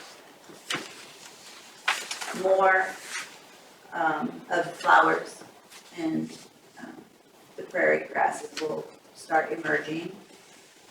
And then, it needs very little maintenance, it needs 3 times, it's gonna be needing to be mowed, and they come out and they do the spot checking, and they do the weeding and everything like that. I called Franny, who is also part of the, Sherburne Wildlife Conservation that was involved with everything last year. And at that time, 75% of the seeding was a grant from Sherburne County. We don't get any more money from them, but they still come out and manage. They keep an eye on everything, and they still manage it. So what the board needs to decide is if you're going to continue with the restoration project, we need to decide if we're going to have Aaron and his firm continue to do the maintenance. The next 3 years are very critical. As far as the growing goes, it needs to be maintained properly. After that, then it should be a lot less. When you say maintain, are you talking pulling weeds, are you talking mowing, or? What are we talking? So it's mowing and 3 times, and it's coming out and spraying any of the noxious weeds that would try and take over. And that's really all it is. And that's $925 a year? That is going to. Or per visit? No, per visit, yes. Ooh, Because Paul has been mowing, he's been gracious enough to do the mowing 2 or 3 times a year. Yeah. I don't know if he's going to continue. so I think, What you said, Brenda? excuse me, Everybody considers your park fund, This is on. your park fund, when you say another Right here. Didn't know about we can't use it for that. this isn't considered a Nope, park? You checked? yep.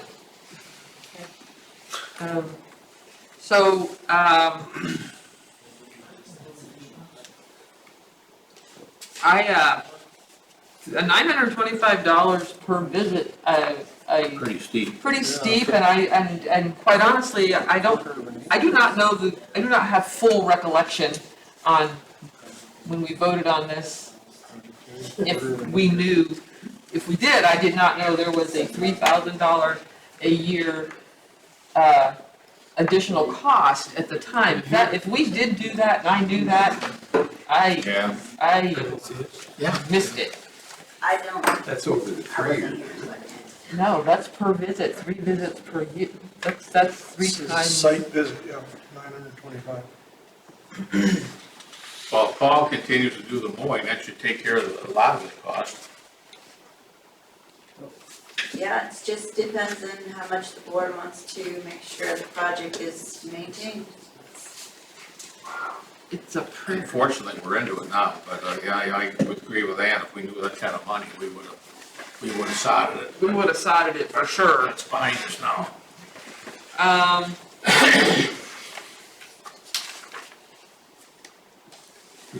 I am not comfortable with this. this price, this amount.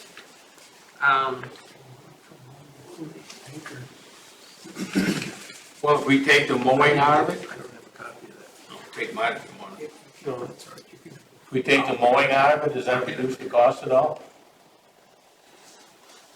Or you'll have to go back to them? I can ask him.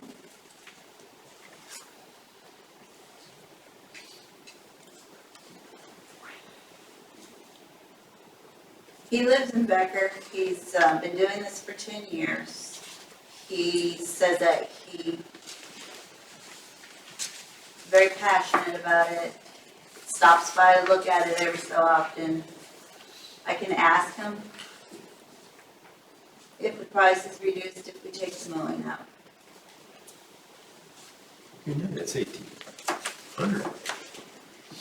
Right? It's 1,850. All right, I would prefer that we get some more information before we just jump into spending $2,700 this year on mowing and spot spraying weeds. He also said that he'd be happy to come and answer any questions. Okay. All right, moving on. Go for bounty resolution. Say, cheapo county board. Hey, who's our gopher counter? Who's nobody's gonna count gopher fee? I volunteered. Dalton. no. Gopher guy. All right, so they went from, so anyway, dollar, this is something that I actually brought up to Gary because I saw it in the budget. I saw it, and we had zeros. And then I happened to be at another township's meeting. They were going through their budget, and I saw that they were getting reimbursed $240 something for this. So I wondered why we didn't do it, and Gary's response to me was, nobody ever thought it was worth the time. Well, I think $248 will pay for the $25 increase you just gave myself and Peter here. So if we give our gopher feet to the county board, maybe not the board itself, but Nothing else, it's a great talking point. it is, isn't it? So, Good and spicy, I think. yeah, so you have until March 1st of 2026 to get them all our bounties, Mr. Dalton. Okay. So am I supposed to hold on to these things in the door? Or what? Is that from my freezer? What am I doing here? There's a freezer for you. As long as you count them. Store them in your freezer. Yeah, no, it says that you destroyed during 2025. Okay. So there's a form actually that we have. I have actually counted them before. Yeah. Where you sign off on it, and then those have to be turned in. But once I sign off on it, I can actually throw them away. I don't have to physically keep these and then hand them over to Greg. Correct. Correct, but there is some paperwork involved. Okay. And then it authorized the treasurer to pay the person that brought them in, and then we can get reimbursed at $1. Yep. So what's the process for this? It's just at an ad hoc, whenever there's a schedule, to come meet with whoever wants to show up with some gopher feet? Then they bring them to you, or here, you count them, sign off on it, and dispose of them. Disposable. Okay, so it can be at their house, it can be my house, it can be here. Historically, they've only ever brought them to the meeting. They bring them to the meetings. Oh, they bring it to the typically. meetings? Yeah. Oh, okay. Just walk in with a little bag. They do, they come in with a little bag. Okay, no, that doesn't bother me. Shelley might get a call that says somebody has some, and then she can alert our gopher guy Okay. to. That does not bother me, so. It doesn't bother me either. So, it doesn't bother me one bit. I did it last year, so no problem. But now we are going to, Okay. I don't think we need to make a motion on this. It's more information, because the ability for us to do this has always been there. We just have not taken advantage of the, whatever, either $20 or $200 we possibly could have gotten. Okay? All right, moving on. ATV complaints. I had a call from a resident complaining about ATVs in the ditch. I wasn't sure of the regulation, I knew there was some time frame that allowed it, I wasn't sure, that's why I brought it to the board. You got a publication here that kind of shows the ins and outs of ATV and the right of way. From April 1st to August 1st, obviously, they can't, the ditches are closed. So, I know they do tear up the ditches, they tear up the in-drives. Daryl probably spends $4 to $5 grand a year repairing in-drives when they go across Yep, our townships, when they're on the county road going across our roads. So that's $4 or $5 grand a year we're spending on just repairing damage, so. I agree. Anyway, this is more for your information, that it is closed from April to August. Post it on our website? This is on our website. Okay. Yeah. This is on our website. It's also, the sheriff's office put something out. Last year, they had whoever their person was to put the information out, fight it off by a month. Yeah. We got that fixed real quickly. But yes, this is on our website, and it's on the sheriff's office website as well. Thank you for that, Brian. Audit. Okay, I got a call from the clerk asking that I add this to the agenda. The treasurer and the clerk have a request for us to review and look at the request of Chris helping with the audit. I know that she reached out to Chris. Chris offered at first to do it for $35 an hour, then emailed back and said, no, she wants $50 an hour.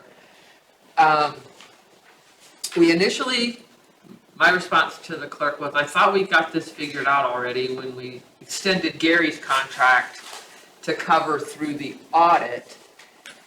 But then apparently there's some information I didn't understand or I'm missing, so I'm going to give them the opportunity to address the board with their concerns.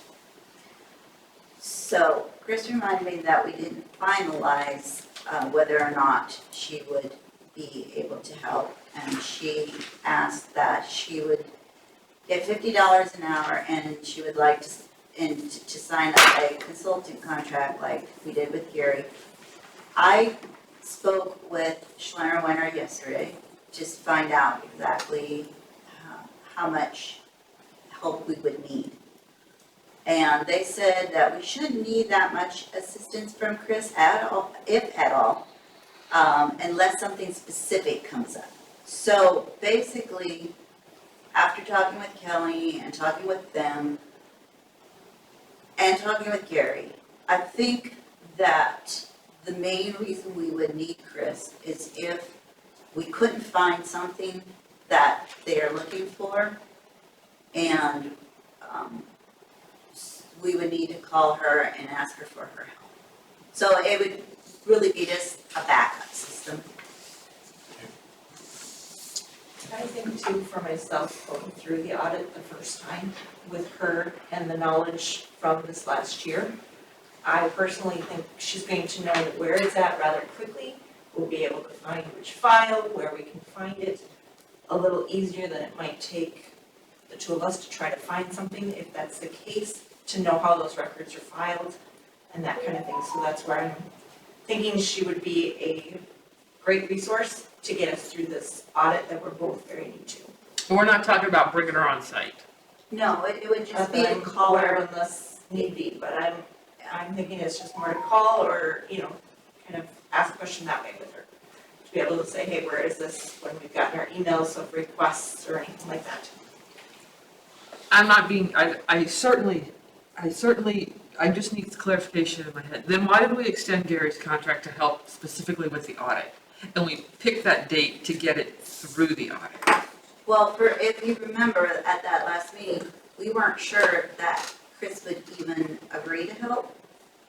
And we needed to reach out to her. And also, Gary has helped us with many things. And so we needed to make sure that he was here at least until that point, just for all the things that he's going to teach us. All right, so for clarification for everybody has the background. Discussion? Makes sense to me. If it makes the audit go easier, smoother, that's one of the things you don't want to mess with. Get it right and get it behind you. Are we putting a cap on it if we do? I mean, if we're saying that it is a phone call or an email, I can't imagine we'd go over $100. And that's the thing too, how are we tracking the hours? Because a phone call, we can't say, oh, there's one phone call, so it's an hour. I would suggest that we contract her for at $50 an hour, but round it off as we do all the other type of things at quarter hour. So if you're on a phone call for 10 minutes, they're gonna get counted for 15, a quarter of the $50 in that. What if it's a minute? Pardon? What if it's a minute or 2 minutes? Well, it's still time out of her day or whatever to be on call. And my experiences with audits, there's gonna be files that are gonna need to be dug into, and I think it's unfair to expect these two to do it. And I know Gary was involved Gary hasn't really gone through an audit here after he was treasurer, then we just had to start doing audits, and he didn't know the filing system as well as Chris. And that's fair. I'd like Gary to be the first person they go to. If Gary's not finding it, then a phone call. But If I might address that. Yes, sir. Madam Chair.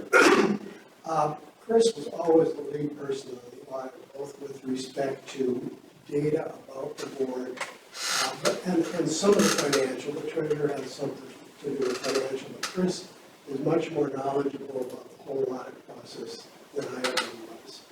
And the only reason I suggested that my contract be extended to cover through the audit was because we didn't know if Chris would be available.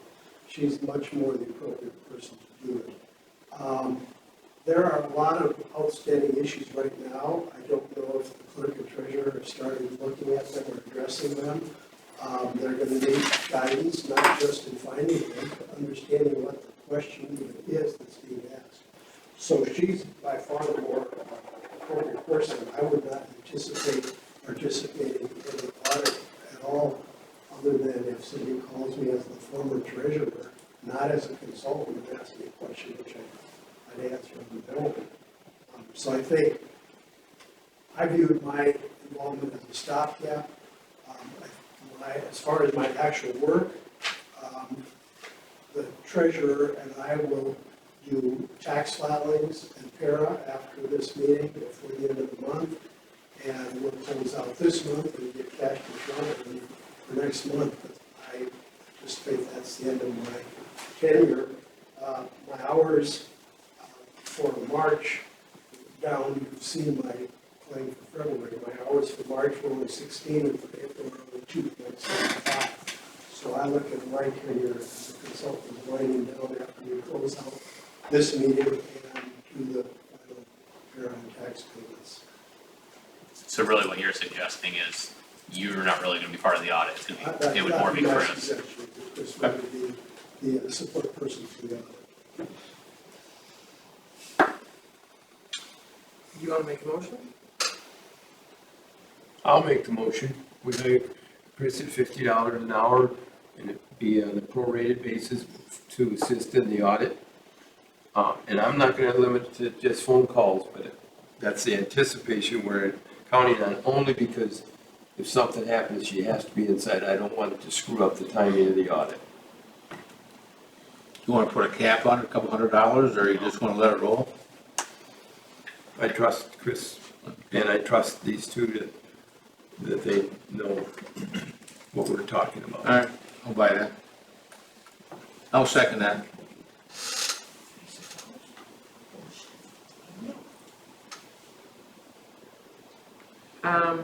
I'm not comfortable without a cap, I'll tell you that. I know that our attorney, when we first did Gary's contract as a consultant, actually had it in there that it was email, or all of it should be done by email or phone call only, and then we had to explain why you can't do that and train a treasurer, so we had to fix that.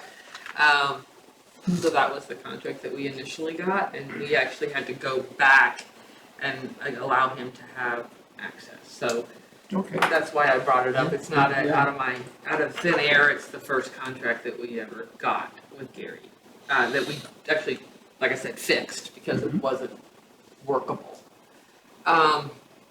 I also think, and also when I had the conversation with our attorney, it also had, for our purposes, on-site causes people to be here longer, which causes more hours to be billed, which raises our cost. That's my 2 cents as to why I would not support this. Well, we can amend it then if that's, I didn't know that was the discussion with the attorney.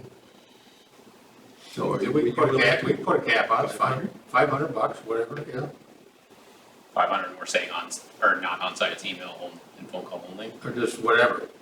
She's got, Whatever it takes, Whatever it these takes two to- feel that we need to do and what, But what Ann's saying is, do we need a special amendment from the lawyer, so. Well, we were able to change it. I would just say we want to only, write up a contract. I would, well, we have to have a consulting contract, that we do know. Yeah. And I think that the only reason that we would bring on site would be after consultation for some emergency, like, otherwise it would be by email or phone. If they feel that she has to come down, then They would need to let us know. Okay. And it would give us authority to change it. I'm comfortable with the amendment. yeah, You want $500. the cap of $500? So I'm good with that. So it's your motion. I'm comfortable with that, yes. I'll second that. Can you make your motion again so we're all? And I'm just saying, we went all over, I know, can you just? I make the motion that we hire Chris at $50 per hour, with the cap of $500 to be the consultant to assist in the audit. We have a motion by Paul, And Brian already seconded. But I second it. Ryan a second. Any further discussion? All those in favor? Aye. Opposed? I am. I think the cap should have been 300. That's the only reason. Don't expect a lot of 10-minute calls. All right. Roads. A, West Eagle Lake Road meeting report. I have no idea what this is about. You want me to start? That's I think that's our road, Somebody needs to start it. Yeah, that's the road authority, he was there. I was waiting for Peter to handle it. Go ahead, Kevin. Not me. So we met out on site and drove the project area. And what we kind of discussed on our end was trying to put the road back as similarly as we can with trying to widen it to a consistent 22-foot width. So that's kind of what we're gonna shoot for. We'll see exactly how that impacts. Some of like the retaining wall items, pending on how it exactly shakes out, we would look at trying to pay for that, pending if it's, if it's something that's absolutely required for how their property operates. The township would look at covering some of those expenses. Fences, we weren't gonna be very interested in repairing any of that, same thing with irrigation. The gravel driveways will leave as is, we'll just do a little bump out like we do on our overlay projects, nothing crazy. And then, what else am I missing? Oh, trees, there will be some tree impacts. After discussing with our designer on our end, we didn't really discuss that a whole lot while we were out there. So that is kind of up for discussion a little bit tonight if you guys would like to quick. And then otherwise it's trying to maintain where the existing water is going. We'll try to get unique with some of our design ideas as far as doing some curb and gutter potentially on those really steep hills. We'll kind of play that out as needed. We're not going to try to do it through the entire project area. We'll try to be really selective and smart with exactly what we do on those. But trying to make sure the water, one, conveys where it should, and does it not on the edge of our road where we have erosion problems until grass grows, and if we keep getting rain, the grass is never going to grow. So trying to avoid that issue before we even get to it. Did I miss anything? We're talking about 188th Street. Yeah, No? that whole little loop right Yeah, there. That whole road, yeah. that's what I'm saying. Yeah. It's a tough project, I mean, there's a lot going on, There's- So, curb and gutter. Partway. Is this to direct the water on certain hills into a drainage area? That would be the goal. We might be using some of our easements that are currently there / right away what we'd like to classify it as. So we might try to look at doing another outlet towards the lake. We'll see how that goes permitting wise, but that would be the goal on some of those hills. Well, I'm thinking of one specifically that we've heard discussions on before. Like a specific pond. Maybe different. So what I guess I'm saying is, Just saying. is that going to require more maintenance to the pond probably, or It should. enlarging it? We'll review and see what we can do on that side of things.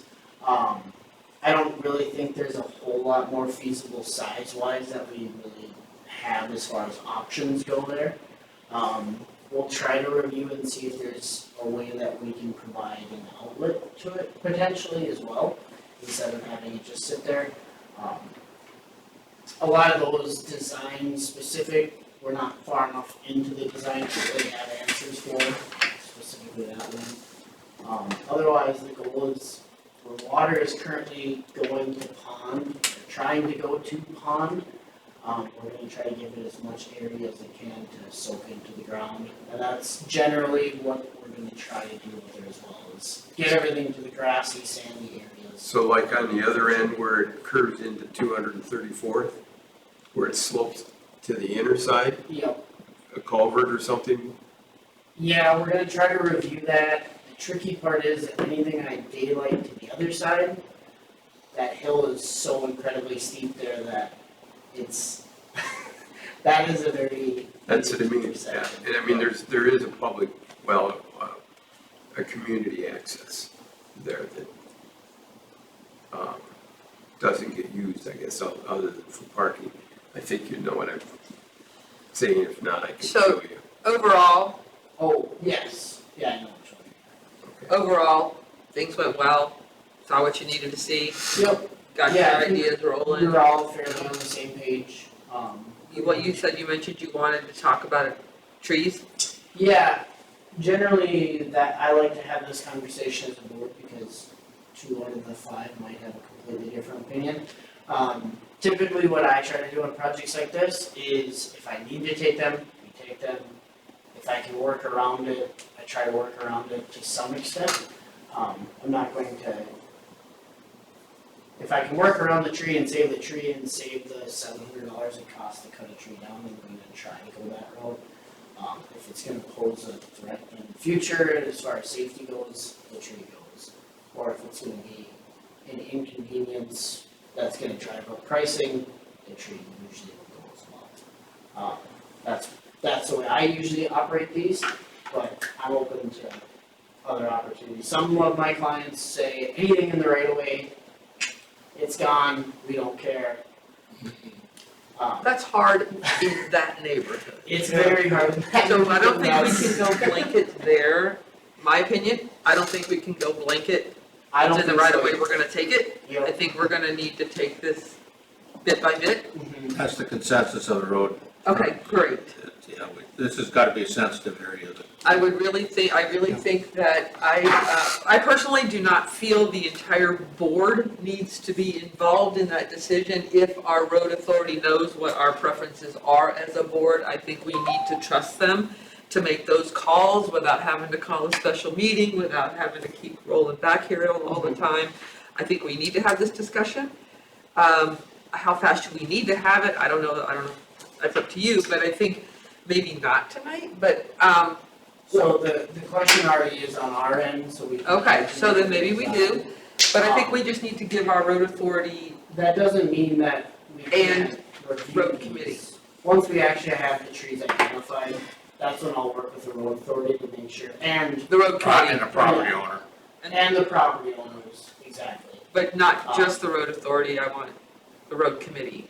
Yes, sorry, the road committee. Okay. Sorry. Um, Yes, to work with the road committee to discuss the specifics. Once we actually have a removal plan, that's when we'll dive back into this a little bit more as Perfect. the road committee. But as far as the overall approach, once we get to that level, I just wanted to have the initial conversation. I think my opinion would be the overall approach is we need to discuss them. Okay. We can't tell, I personally don't feel comfortable telling you everything in our right of way on that lower project. Take it. I'm not comfortable with that. Okay, perfect. As long as that was. But that's only my opinion, that's Yeah. one. What I say I doesn't see a matter lot of unless I head get nods. agreement from these gentlemen. I see a lot of head nods in agreement with that Okay. statement. Well, there are questions. I mean, these things have to be somewhat decided before the public meetings with the Correct. people, Mhm. you know, or we can ask for input and then go from there. Because as I am well familiar with that area, since I lived there, down at the other end, on 234th, right by 75, that's a problem It's tough to. with all the trees, and it's really starting to become a problem of trees falling. There's another one that's fallen. It's not on the road yet, because somebody went and cut up the one other one. I'm just saying is, these things need to be discussed. When do you think you'll have them identified? By the next meeting. Next meeting? Oh. Okay, fantastic. Can we wait till then, Paul? Yeah, it might even be faster. Well, yeah, I'm not asking for decisions, I'm just asking for information. Conversation, yeah. So, next Because meeting, I'm gonna get calls on this. so next meeting, you'll be able to give us a overview of what you're looking at. Yeah, I can provide you the removal plans at that point. Fantastic. And discuss it. Do you have anything else from the road authority? No, you pretty much laid it out pretty good. Ryan, do you have anything to add? Pizza man. Okay, all right, Beautiful. thank you. Thank you. Board business, Adams. Let's see, we went to the SCAD meeting, that was actually a pretty good meeting, there's a lot of stuff happening. Stuff that's gonna affect us is, Matt's looking at increasing dues 1%, and then 1% annually thereafter. That's kind of a discussion point, because they haven't raised dues in 10 years. Lawsuit within Matt is still going on. Paid medical leave, there's some concern, but we don't have any employees, so it really doesn't affect us. Mississippi River crossing is still under study. We talked about the countywide trail system with Greg tonight. Tornado sirens, long discussion on that. We have a system that works now, but it's 50 to 60 years old. So the question is, if we take over the sirens, there's going to be maintenance costs. And is that the right technology? It works now, but is that what we want to go in the future? I guess I'd recommend that, and I don't know how, if it's SCAT or if it's somebody else, get the fire chiefs together and kind of sit down and, is this the technology we want to move forward with? And I think we need to get ahead of this, not behind it. I think, take a look at the technologies. If we want to stick with sirens, that's fine, if that's the consensus. It's going to cost us some money down the road, because a lot of our sirens here are old Excel Energy, and they're 50 to 60 years old, so there's going to be some costs involved, so. Was this, Do you want to reach out to Hedstrom? I know he said that their fire department has already been testing some new technology. I don't know enough about it, to be honest with you. I don't know, that's probably, as you're the chair of SCAD, I think that's probably the format, to get the townships together with the fire departments. And We are. see if you can't, that's gonna be tough to get a consensus, because you got Elk River and Clearwater and Big Lake.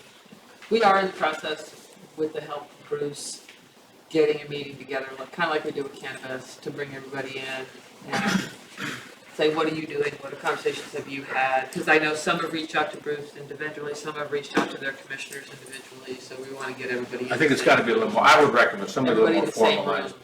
When I was in Elk River, with the electric utilities there. We did a lot of maintenance on the sirens. We were out all the time. Okay. We had the bucket trucks, but there's a lot of maintenance to them, so. Okay, Paul. So is the, I apologize, I was ill that day, I couldn't go. But is the county still going to be the lead as far as organizing this, and getting the townships? No, that was kind of the point of discussion. They're not sure either. They're not I mean, sure that's either. kind of why I'm looking at Ann. Yeah. SCAT may be the organization to get this thing, Move get it up forward. anyway, moving Getting up. forward. But SCAT doesn't include the cities. Well, it doesn't, but we may have to, reach out to them. Right. So, I mean, SCAT doesn't include the cities, no. That's why I suggested, and I brought it up at the meeting with Bruce, that we get a meeting together, similar to what we did with cannabis started rolling out. Everybody, all the interested parties involved, which would be they would bring the cities to us, or we would Okay. at the county level. But right now, I agree with Brian wholeheartedly. We're off the hook through 2026, but we don't want to wait till then to figure out what we're going to do.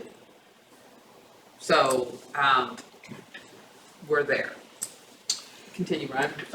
North Star, unfortunately, the North Star commuter rail shutting down, so that's going to affect people out in our area. There's a lot of cost shifting between the state and the county, which is giving the county a lot of a heartache. So it's just tough times financially. So anyway, that was a good meeting. A lot of stuff going on. The other thing is the DNR at the Eagle Lake public access is redoing the ramps and the parking, so there's going to be only 5 parking places instead of, I think there's 15 or 20 now. So we're probably going to see some carryover into the residential area that abut County Road 75. And I think they're going to get probably tough on parking on 75 because there's opening fishing, there's a lot of cars on 75, so. I think it's just something we need to be aware of. We may be getting some complaints from the residents in our township that people are parking on those roads. 100%. Something more for Pete to Do keep we an eye know on. what the county or what DNR is doing preemptively about that? I received a phone call from the DNR, because I'm also president of the Lake Association. And there is a website that people can go to. That's the DNR website that had their press release. And he had asked me not to say anything out until that was done. It's on there, but it's already changed the time frame. They had on there that they would be closing the boat ramp on the 1st, and then it will be opened by the opener. And they showed up Monday and said it's closed and have started construction, and they are moving it to the north more. And Brian's right, there's 5 parking spots. The question is, it was ironic that how many there actually exist there prior to this. They say 14. Yeah, because they were using other people's property in it. Yep. And they are gonna have barriers placed there to protect the person's property. There will only be one entrance. And now the discussion that is going through the rumor mill is that they have the planking, and that's the term I'm using. I'm not sure it's not the official construction of the launch, the new launch. The discussion is it, how deep is it going to be? And right now, the water is low because of not having much snow. So I guess the contractor supposedly told one of our people, when I say our people, a township person that was walking by, and that he has to have his work done by Friday. And that's why I think they're hustling, because the weather is not great as far as where they're at. But yes, it's, pardon? It's DNR staff. They were out there for the day. But here in our contract, I don't know if it's their staff. Well, they said that they do all the stuff with the DNR, whoever, I mean, they're the guys, they said they do 103. It's it's not DNR staff, it's their contractors. Yeah, it's the DNR contracted to have this done. And so that's where we're at with it, because it not only affects the fishing that's going on, but it also affects the homeowners that are putting in I their was gonna toys. say, most people don't have their boats in yet, so. That's right, I that's was gonna right. do my pontoon tomorrow, and clearly that's not You gonna happen. better check first. I was trying to beat the May 1st Because- deadline. That's what I mean, yeah, and because they've dug concrete out. So I guess my question is actually though, is about the road itself. If we're going to 5 parking spots, and the ordinance right now is you can't park on the county road, most people aren't going to be reading the DNR newsletters and stuff like that on a regular basis. They're gonna show up on fishing opener, ready to put their boat in, and they're gonna park on the county road. Are we doing anything prohibitively or county or DNR?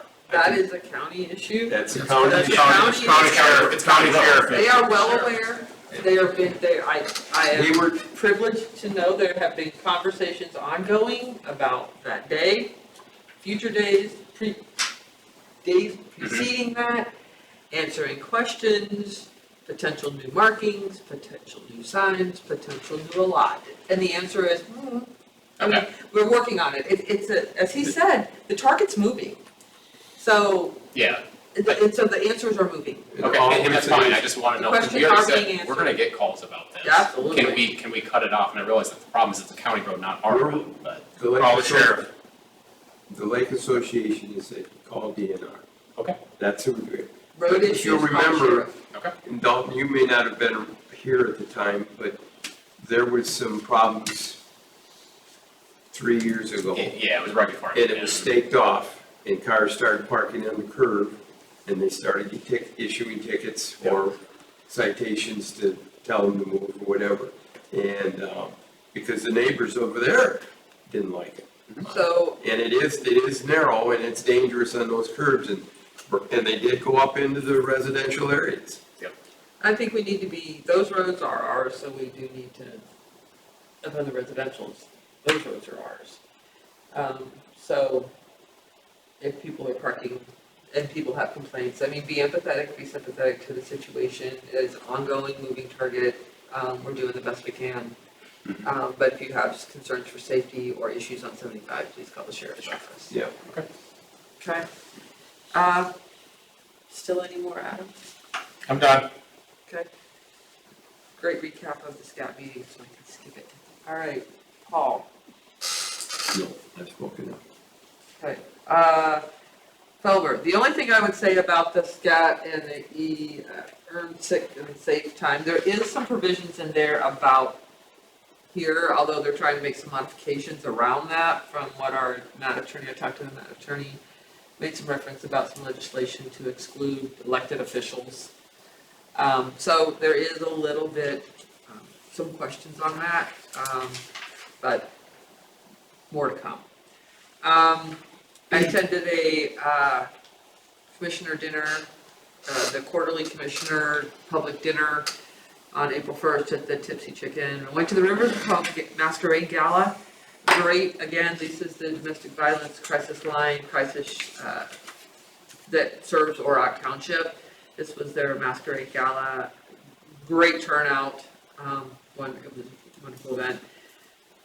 Help me if I'm wrong, Wheels of Honor, is that what it was called? Yeah. We went to the Wheels of Honor benefit for veterans this month. I actually went to the Easter breakfast with the Easter Bunny as the getaway bar. Sneak peek of events, they have been really big events coming up, but also the baseball field that's behind the bar, if you want to go out there, you can reserve some time, it's free, call the bar. We drove by there tonight and they had bleachers up, people sitting in them and people playing on that baseball field. Game with uniforms. Wow. So, it's up and running, they're wanting to do some more work out there, make it more of a community space. But it's free if you want to have your time, they will reserve it. But if you drive up and nobody's using it, feel free to run on out there and play with your kids, or play kickball or softball or football. But just FYI, it's up and running for that. With no ATVs. Apparently ATVs won't be able to get there if you put the trails in, so. Just kidding. All right, that's all I have. Owen? Last week attended my first zoning meeting as a zoning, that went pretty well. Have another road issue, but we'll discuss that on the road tour when we go on a road tour in May. May 3rd. May 3rd. Other than that, that's all I have. Okay, before then, you want to get the old road forms from last year from the clerk. They're I made one for 2025. I started some issues on it, so you may want to print that off for Owen. Dalton? Yes, I have one thing. So during our last meeting, we had Ross and Mary Reno reach out about the roads, about the variances. I did start a group chat with me, Brian, and Ross, trying to set up a time. And Ross did not reach back out, so we have not met with Ross. Okay. No follow-up. Not of your, not because you guys didn't try. We started the line of communication, so if Ross wants to reach out, it's gonna be me and Brian meeting out there with him, and All right. we're on standby. All right. Supervisor Adams, we're gonna go to your consent item that you pulled. Oh, just those 2 hours I think you put in there for $20 for the meeting. I think that's, again, based on the discussion, that's probably not appropriate. We're going to resolve that. All right, let's move on. Cash control statement and investment update, treasurer's business. I think we need to approve we need a motion to approve the payroll though. I was It's gonna down under D. put it at the Okay, very bottom. okay, all right. So with the cash control and the cash summary report here, you can see the balances in each of the accounts that we have, and that has balanced according to CTAS and the program that I am using to do that. You'll see there's receipts in CTAS that had not cleared the bank. Those have been from prior, and then they have been deposited and should be showing up for this next month. So, and then the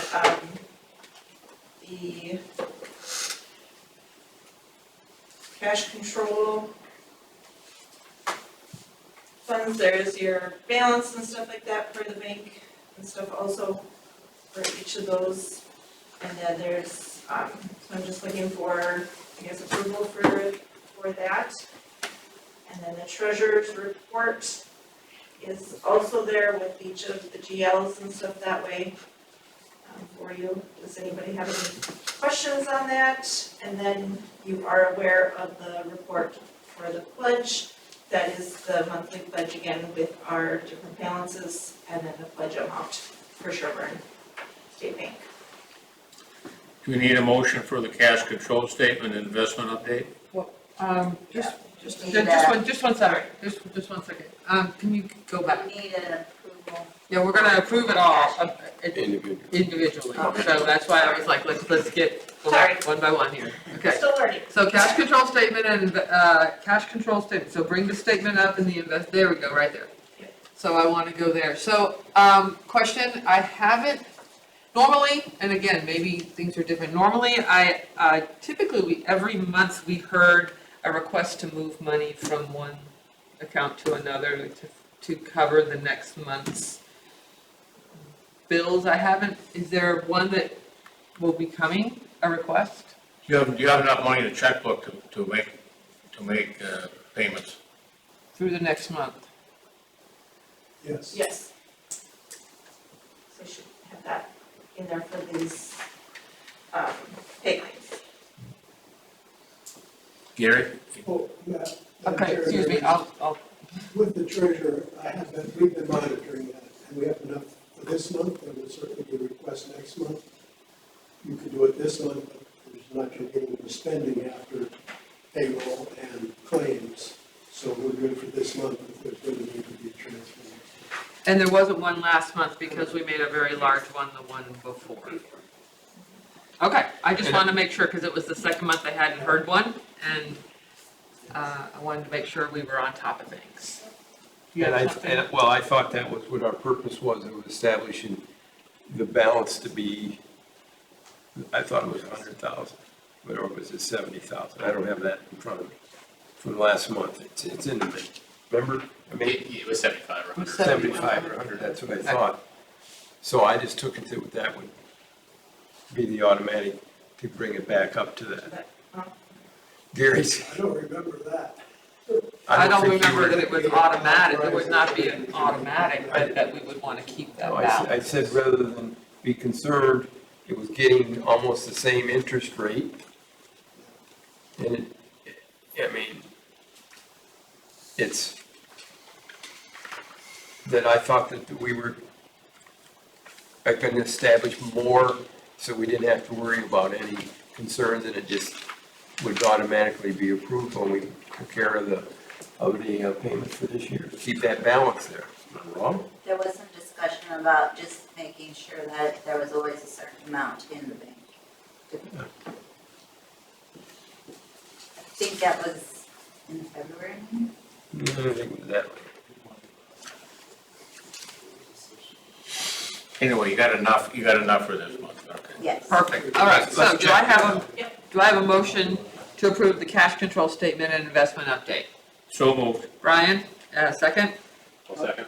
Dalton, all those in favor? Aye. Opposed? Motion carries. B, treasurer's report. There we go. Let me just bring up there we go. And I know she's already discussed it. So, do I have a motion to approve the treasurer's report? So moved. Second. Paul, Brian, all in favor? Aye. Opposed? Motion carries. Report of Mark Sherburne State Bank Securities Pledges Validation. Did you want to say anything else about this? I know I cut you off. No, No. that's fine. Well, just review. Just review. Yeah, it's just a Doesn't have any- Move for, okay, just a review. And make a motion to approve for the payroll. Move to approve. With a change? Dalton? Mine wasn't in there. Yes, that was mine, it's Mine just waiting wasn't. for, Mine wasn't in there, so Oh, there was nothing okay, to, all right. nothing to change. Okay, waiting for the change, okay, all right, There was nothing in there. to approve or, pay the next month, I was just wanting the board's okay, all right, approval on that one. all right. Move Who, to approve. Dalton? Yeah. All right, second. Support? Brian, all those in favor? Aye. Opposed? Motion carries.